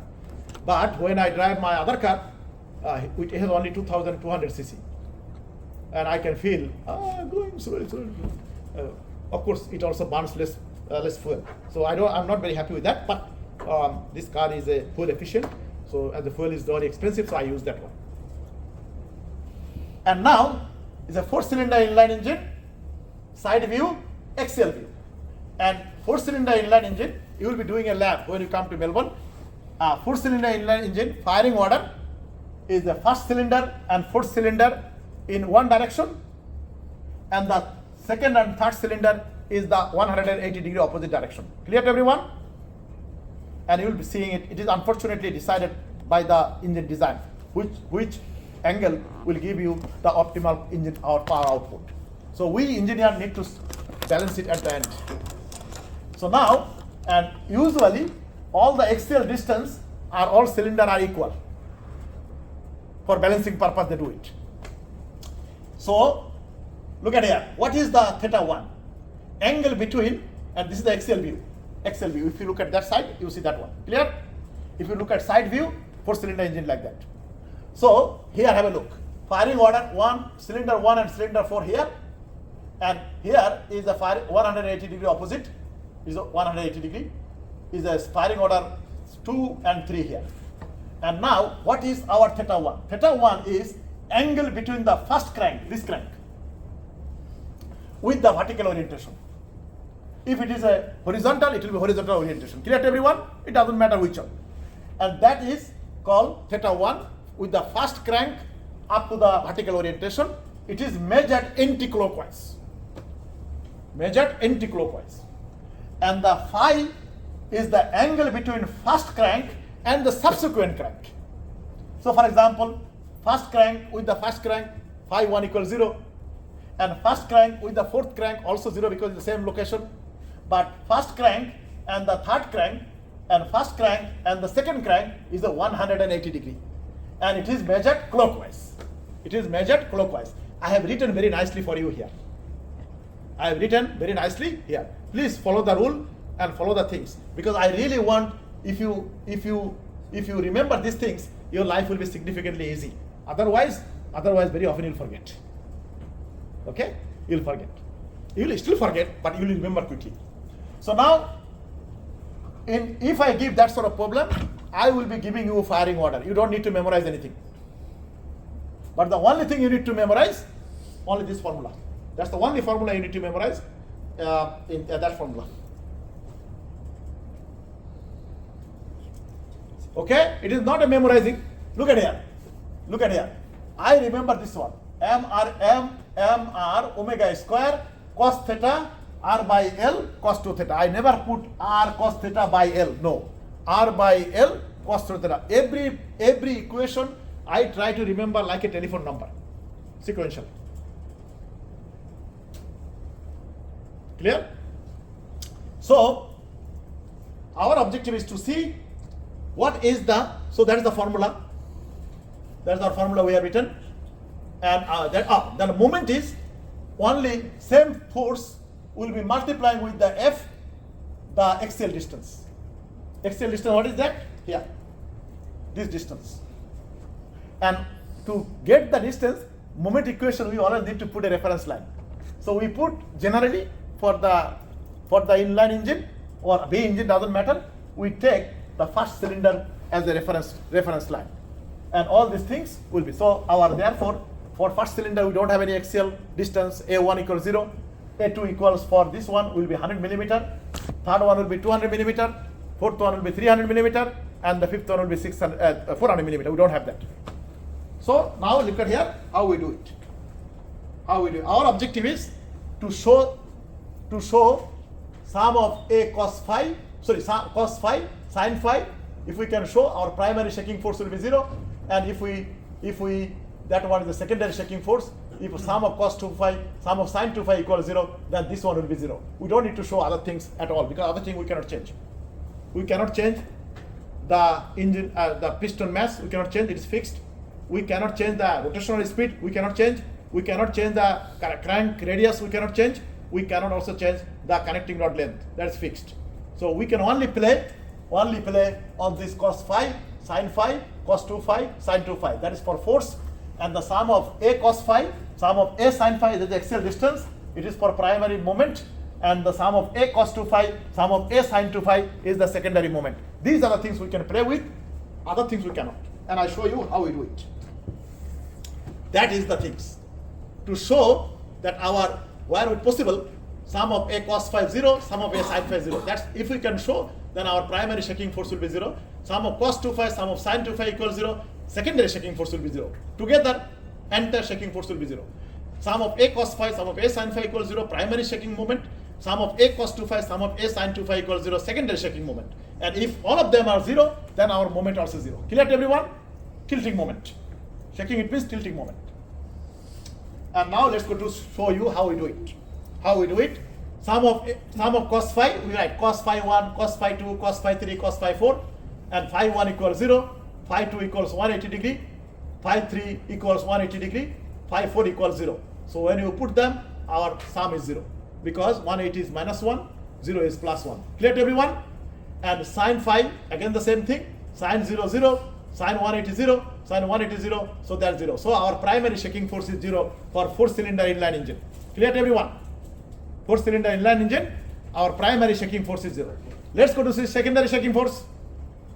Secondary shaking force, cos theta, cos 2 phi 1, cos 2 phi 2, cos 2 phi 3, cos 2 phi 4. And 2 phi, it means angle will be double. Clear to everyone? Our firing order was 0, so we multiply with 0, it will be 0. And our firing order second and third cylinder was 180 degree. If we multiply by 2, it will be 360. That's all, nothing else. So that's why I wrote here directly 360, and unfortunately 0 is 1, 360 also 1. Our sum of cos phi equals 4, and sum of sin 2 phi equals 0. But unfortunately, as our sum of cos 2 phi and sum of sin 2 phi both need to be 0 in order to become our secondary force 0. Our secondary force, this one is the secondary force. Although our sin 2 phi equals 0, but our cos 2 phi not 0. So therefore, entire this one is not 0. Clear to everyone? So therefore, inline 4-cylinder engine, secondary force is not balanced. Clear to remember that? And then, now we need to find sum of A cos phi, sum of A sin phi. We need to see what about the moment situation. And sum of A cos 2 phi, sum of A sin 2 phi, what is the secondary moment situation? Is the primary moment, secondary moment, two sections. So let's go to see it. Look at there. Sum of A cos phi. Hey, have a look. A1 is 0. A2 equals 100 millimeter 0.1, and then other one is the 200 millimeter 0.2, and you can see it cancel out. A is the axial distance. Go back again. First one, A1 equals 0. Second one, that distance. Can you see that? 100 millimeter, 0.1. Second one, third one will be 200 millimeter, 0.2. Fourth one will be 300 millimeter. From first cylinder, it will be 0.3. That's all. That's exactly what I have done here. 0.1, yes. Here is a 0.1. This one is 0, 0.1, 0.2, 0.3. Clear to everyone? And now this one 0, sine also same thing, it also 0. What a beauty. Our primary shaking moment equals 0. And secondary moment, our angle will be double. Clear to everyone? A will not be double, only angle. So therefore, when we do the secondary moment, as you can see, it is unfortunately sum of cos A, sum of A cos 2 phi, not 0.6, it is not 0. And then let's go to see our sum of A sin 2 phi equals 0. So therefore, let's go to see our total shaking force. Our total shaking force formula is this one. Sum of A cos phi, sum of cos phi, sum of sin phi was 0. So therefore, enter this particular parameter will be 0. And here, this sin 2 phi is 0. And then therefore this parameter will be 0, but this parameter not 0, because sum of cos 2 phi equals 4, so it will be multiplying these things, so it will be that value. You can see that value. Secondary force not 0, primary force is 0. And the moment equation, this one is 0, so and this one is 0. So therefore this one will be entirely 0. And here sum of A cos phi equals 6A, it means A equals 100 millimeter. Remember that? Each 100 millimeter. So 100 millimeter is 0.1, multiply with 6, it will be 0.6 meter. Clear to everyone? And therefore here this one will be 0. So therefore total moment is this. Look at here very carefully. Total shaking force is this one, total moment is this one. So now we assume the resultant shaking force, because we have a shaking force left in the midpoint. We assume, but we need to see whether it is a midpoint or not. So we did it here, and we say our total shaking force will be going here, the total shaking force. So our reference plane, that one will be our AR distance, and this AR we need to find where is our shaking force will be acting. Clear to everyone? So our total shaking force, look at here very carefully. Total shaking force in the middle, if we multiply with AR, equals our total moment. Force times the distance, total shaking force, times the axial distance where it is, that will be our moment, which equals the moment that we found. So that's why I'm putting it here. Have a look. Total moment equals total shaking force times AR equals this moment. So our objective is to find where is our shaking force is acting. So AR equals total moment, this one total moment, and the S is the total shaking force. All are secondary, not primary. All secondary shaking force and secondary couple or moment. And we put it all of them here, and you can see all MR square, all everything cancel out, and only AR equals 1.5. AR equals 1.5 meter. So our guess was correct. Our guess was correct. Look at here. Our guess was, can you see that? In the midpoint of the cylinder 2 and cylinder 3, so it will be 50 millimeter, and it will be 100 millimeter, and 0.15 it means 150 millimeter. Clear to everyone? So at that point will be our shaking force acting. Clear to everyone? And now my question is, young people, you saw here a lot of different type of car in Singapore. I saw a lot of luxury car, because when I walk from hotel here, my eyes are like that, radar. And when I'm standing on the intersection, I look at every vehicle, who is driving, how many people are actually even sending text messages. I also see it. In Australia, the highest fine is when you are talking on the mobile phone. And 3 demerit points, 12 demerit points, 3 months suspension of their license. So how many people are actually sending text messages or watching the phone when they're driving. I also watched it. I can actually tell it how many percent, but it's just a small studies. It's not correct. Every intersection where I'm standing, I'm looking at. Like that, I'm doing.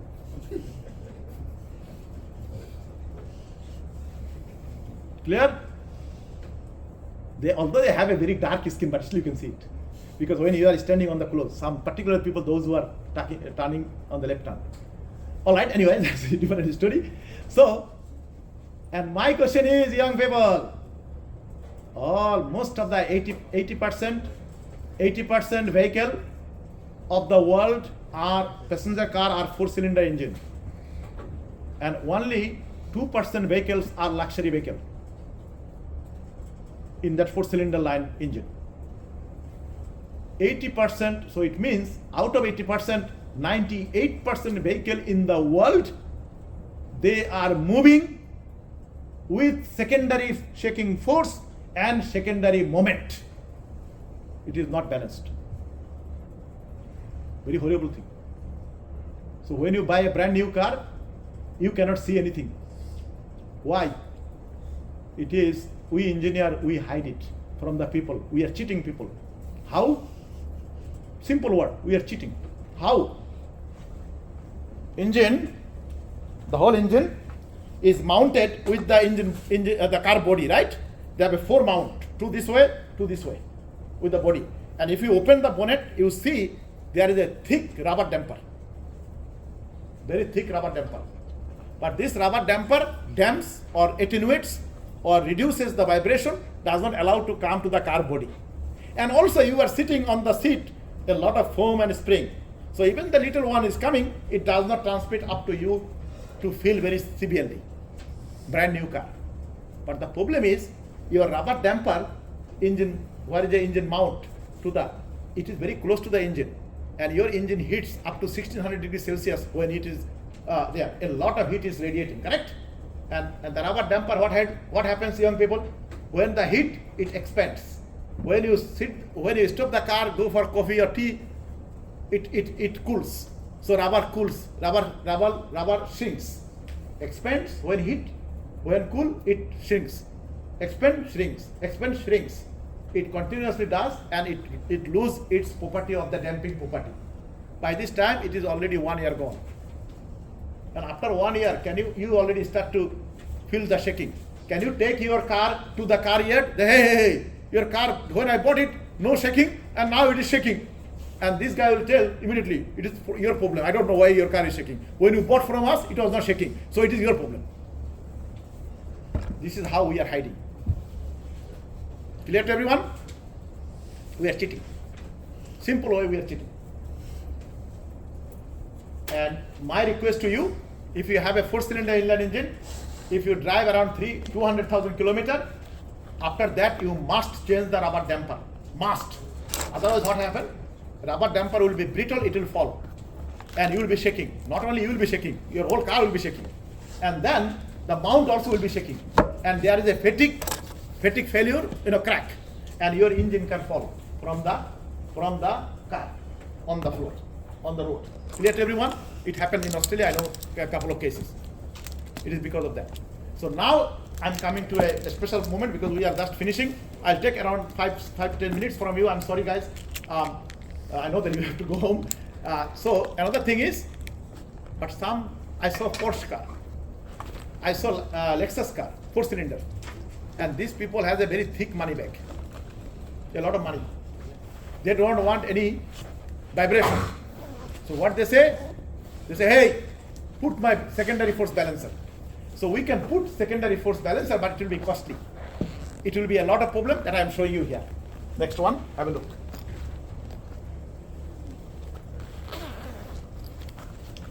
Here, we engineer always need to come a solution. We are slave of other people. So look at here. To balance the secondary shaking force, you need to have a helical gear connected with the crankshaft, so it will be rotating with the double of the crank speed, because the secondary force is the double of the crank speed. So, and that helical gear connected with the 2 eccentric gear. Look at very carefully. 2 eccentric mass. Can you see that? So when our shaking force is going upward, our two eccentric force create a two force, and then you make a parallelogram. The diagonal is the resultant force. The same amount of force is pulling down because of this, equivalent to the shaking force opposite direction. They cancel out. Clear to everyone? So you create, because of, you see the eccentricity here? So two forces will be coming like that. And when our secondary force is pushing upward, and these two create downward force. You make a parallelogram of this force, and the diagonal is your resultant force of these two forces. Clear? Equivalent your shaking force. And it will be cancelling out.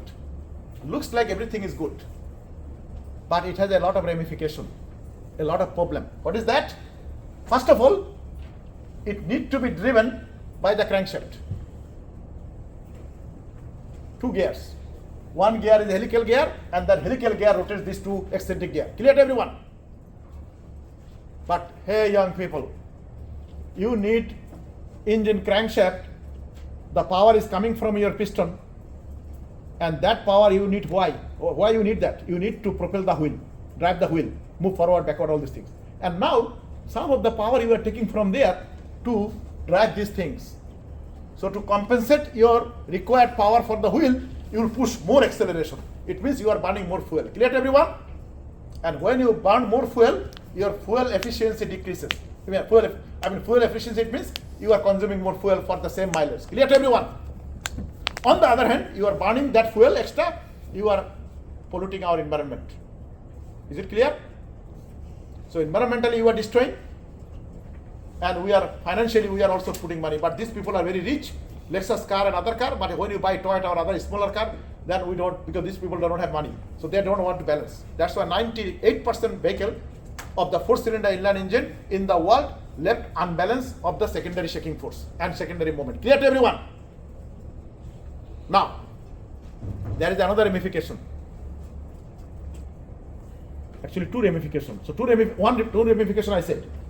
Fuel efficiency decreases, it means you burn more fuel, economically it is bad, correct? And also you burn that extra fuel and CO2 is coming more. Clear? Okay. Therefore, other two problem also here. What is that? As you put this system, its weight ranges from 5 to 10 kilo. And 10 kilo extra you put under the engine. Clear to everyone? And therefore engine weight is heavy. And that extra kilo, 10 kilo or 5 kilo or 8 kilo or something, 5 to 10, you have to burn more fuel to overcome the rolling resistance. Clear to everyone? And therefore your fuel efficiency even worse. Previously, you are taking the power from the crankshaft, that's why it's worse, right? Fuel efficiency decreased, you burn more fuel. And now, you increase the weight, and that weight is directly proportional to the car speed. Car speed is more, your rolling resistance will be bigger. Clear to everyone? And for that, what you need to do? Your car will be slowed down. So you'll be burning more acceleration to more fuel to overcome that resistance. Clear? And you are also CO2 more.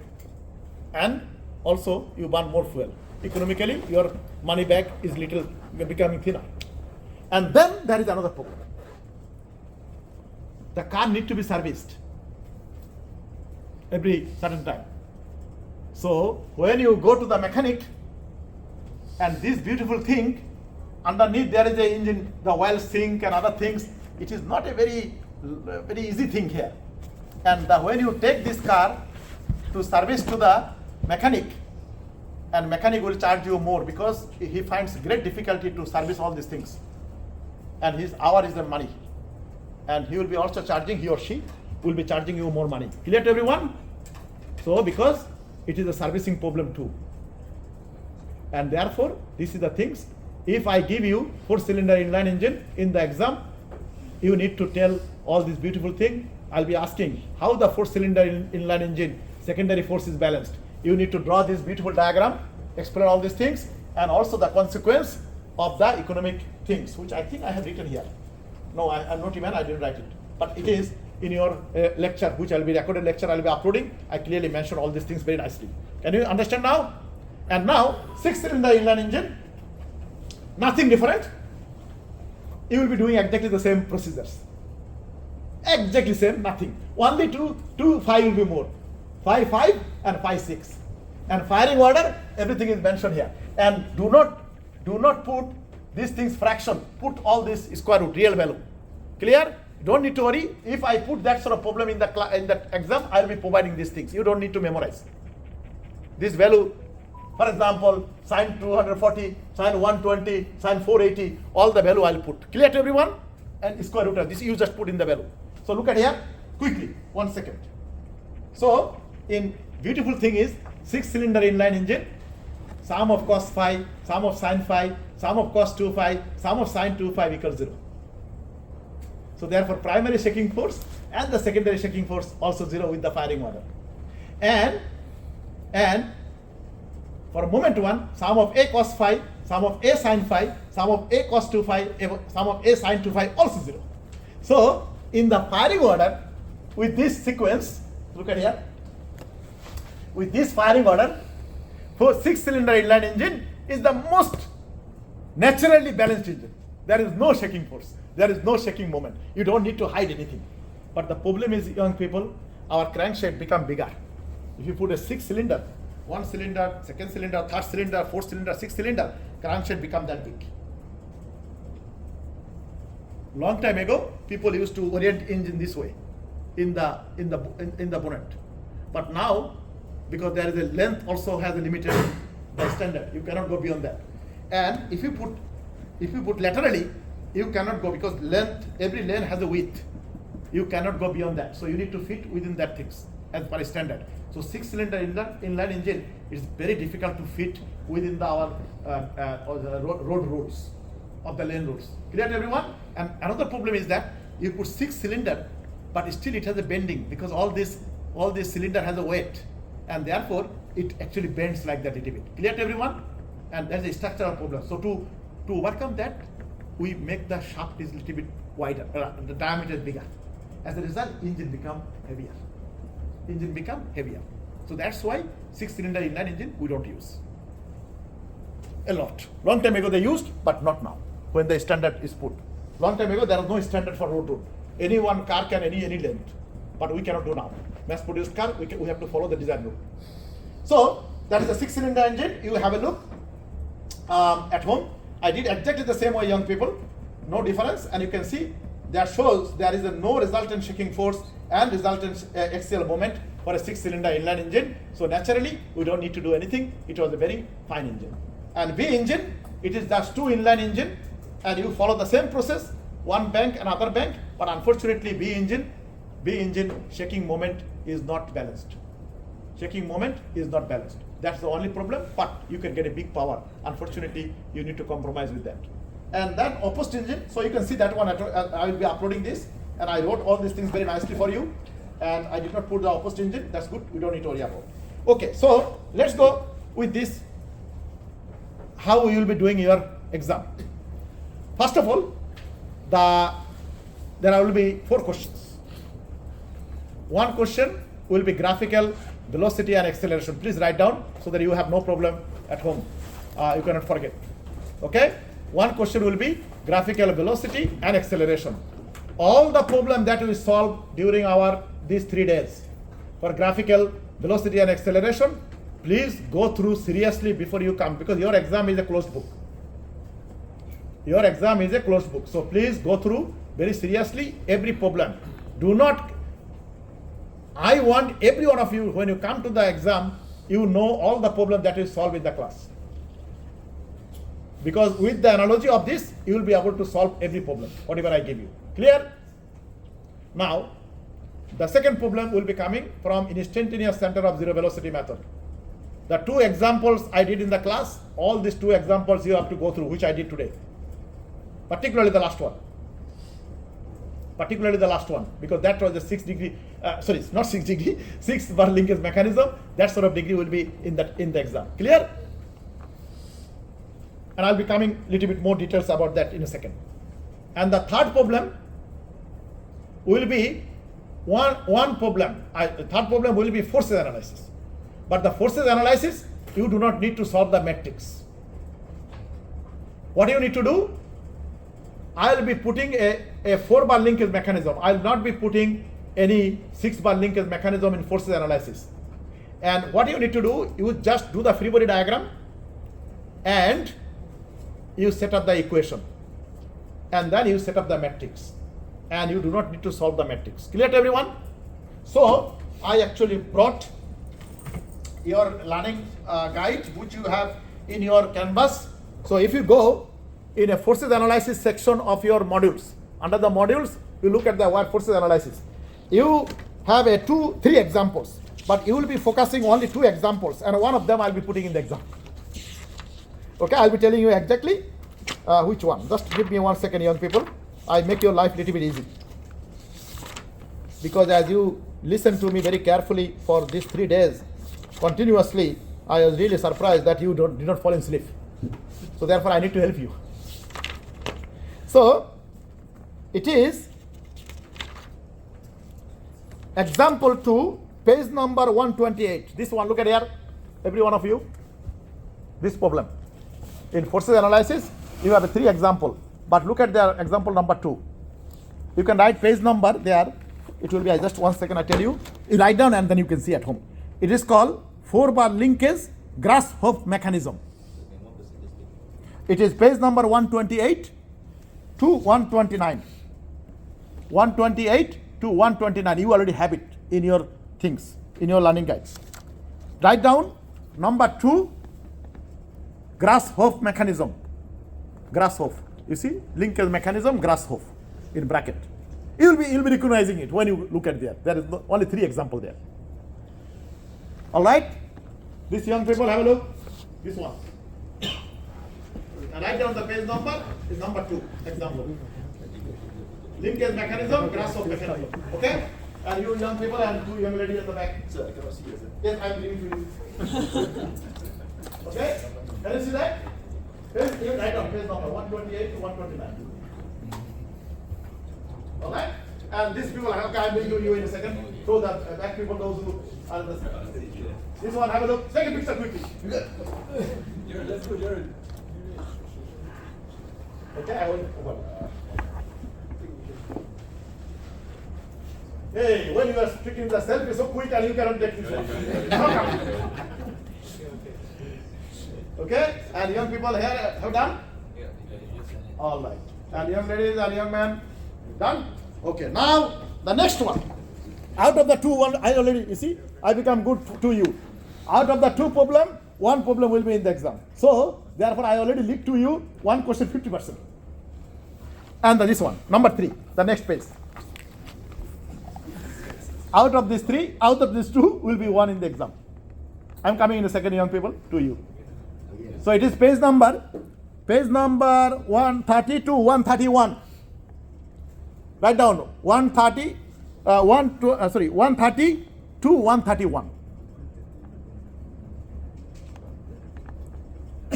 And write down its name is 4-bar slider crank linkage. 4-bar or in crank connected on piston mechanism. Okay.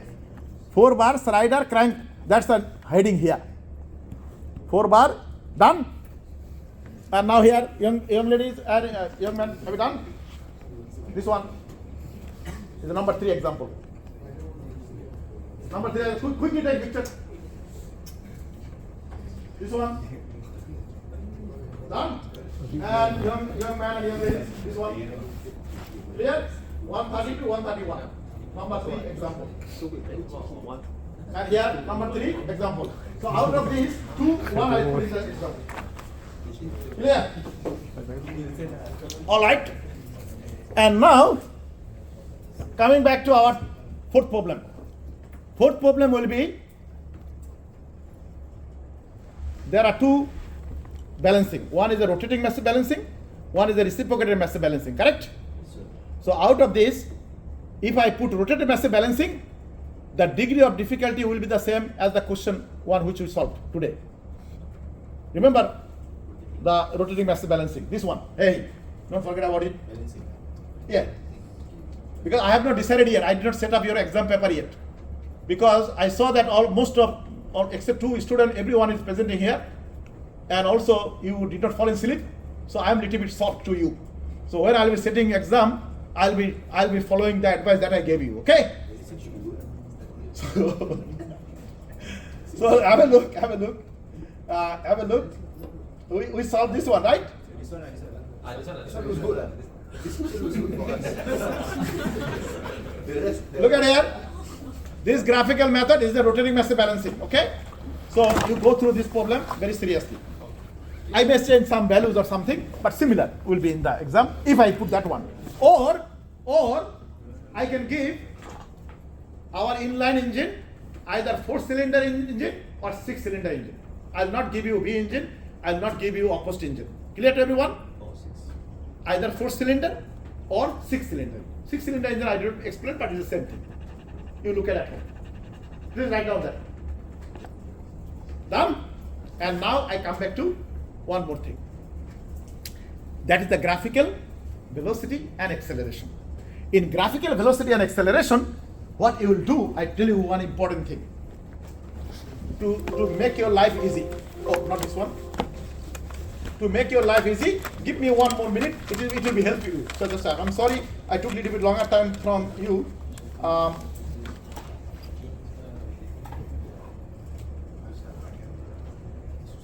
Where is the other one gone? Oh, here. Look at here.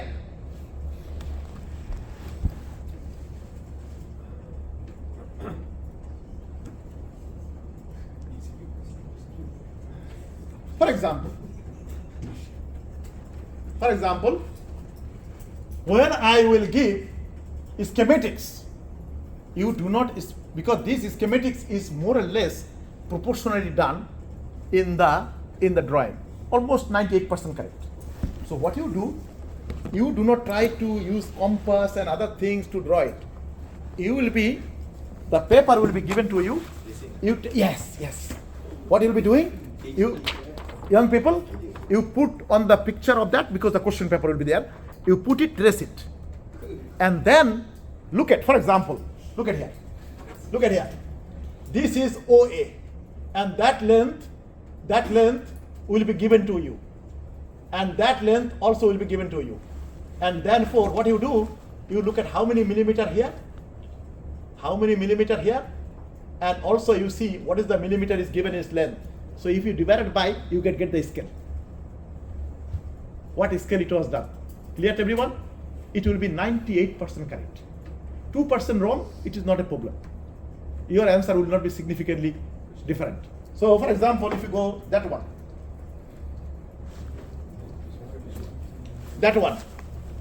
OA, look at here.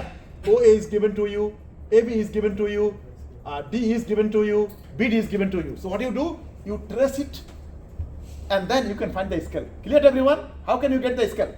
For example, OA, here you measure how many millimeter here in your drawing, right? And how many millimeter is given here. You divide it by that, you get the scale. Clear to everyone? That is the trick, and it will take maximum 2 minutes, 3 minutes. If you do not follow my advice, if you try to do this one in scale, and then you want to do velocity analysis, acceleration analysis, you need 2 hours for this. Clear to everyone? How you will be doing?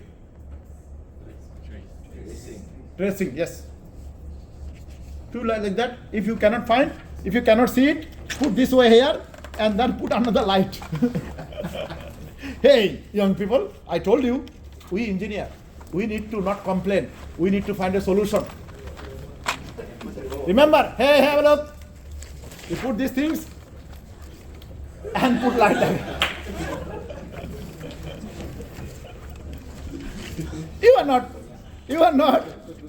hey, you are not violating any rule. You are not doing any bad thing. Because it was given to you, you do whatever you like. Clear? And that's how you'll be doing.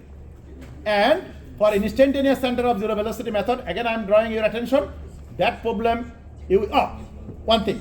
Remember I said every problem you should not spend more than 30 minutes. Young people, again I draw your attention. If you follow this rule, and if you go through everything very seriously, there will be no question you fail. Rather, you will be getting distinction, high distinction, or that's how will be competition. Clear? And I want every one of you to do very well.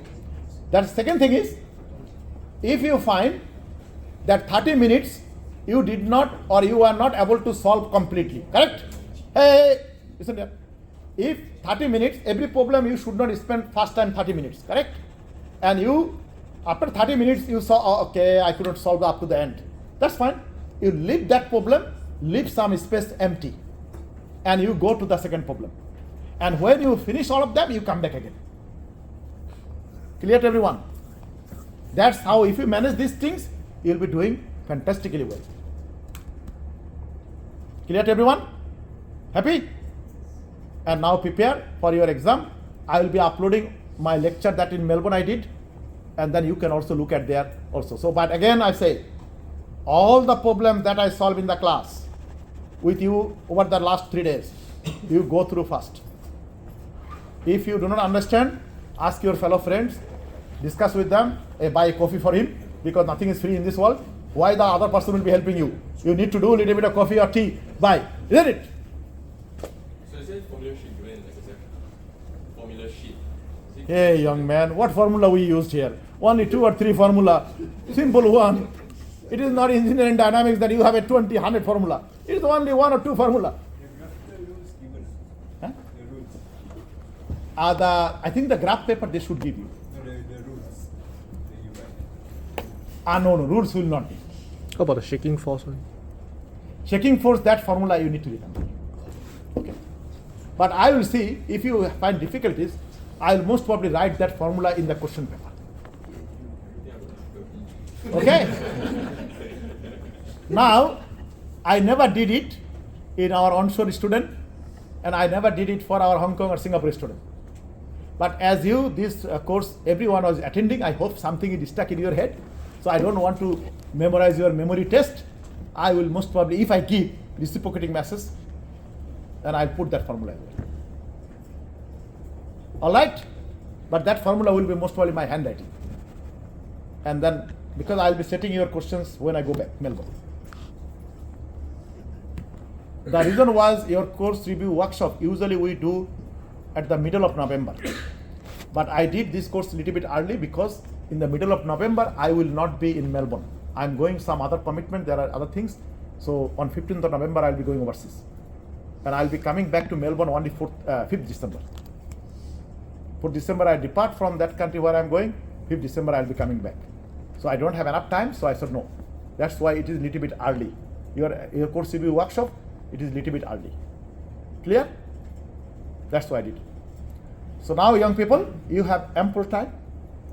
Go through all of them, and I wholeheartedly wish all of you to do very well in this subject. Clear? And thank you very much. And it is my great pleasure to be with you. And thank you.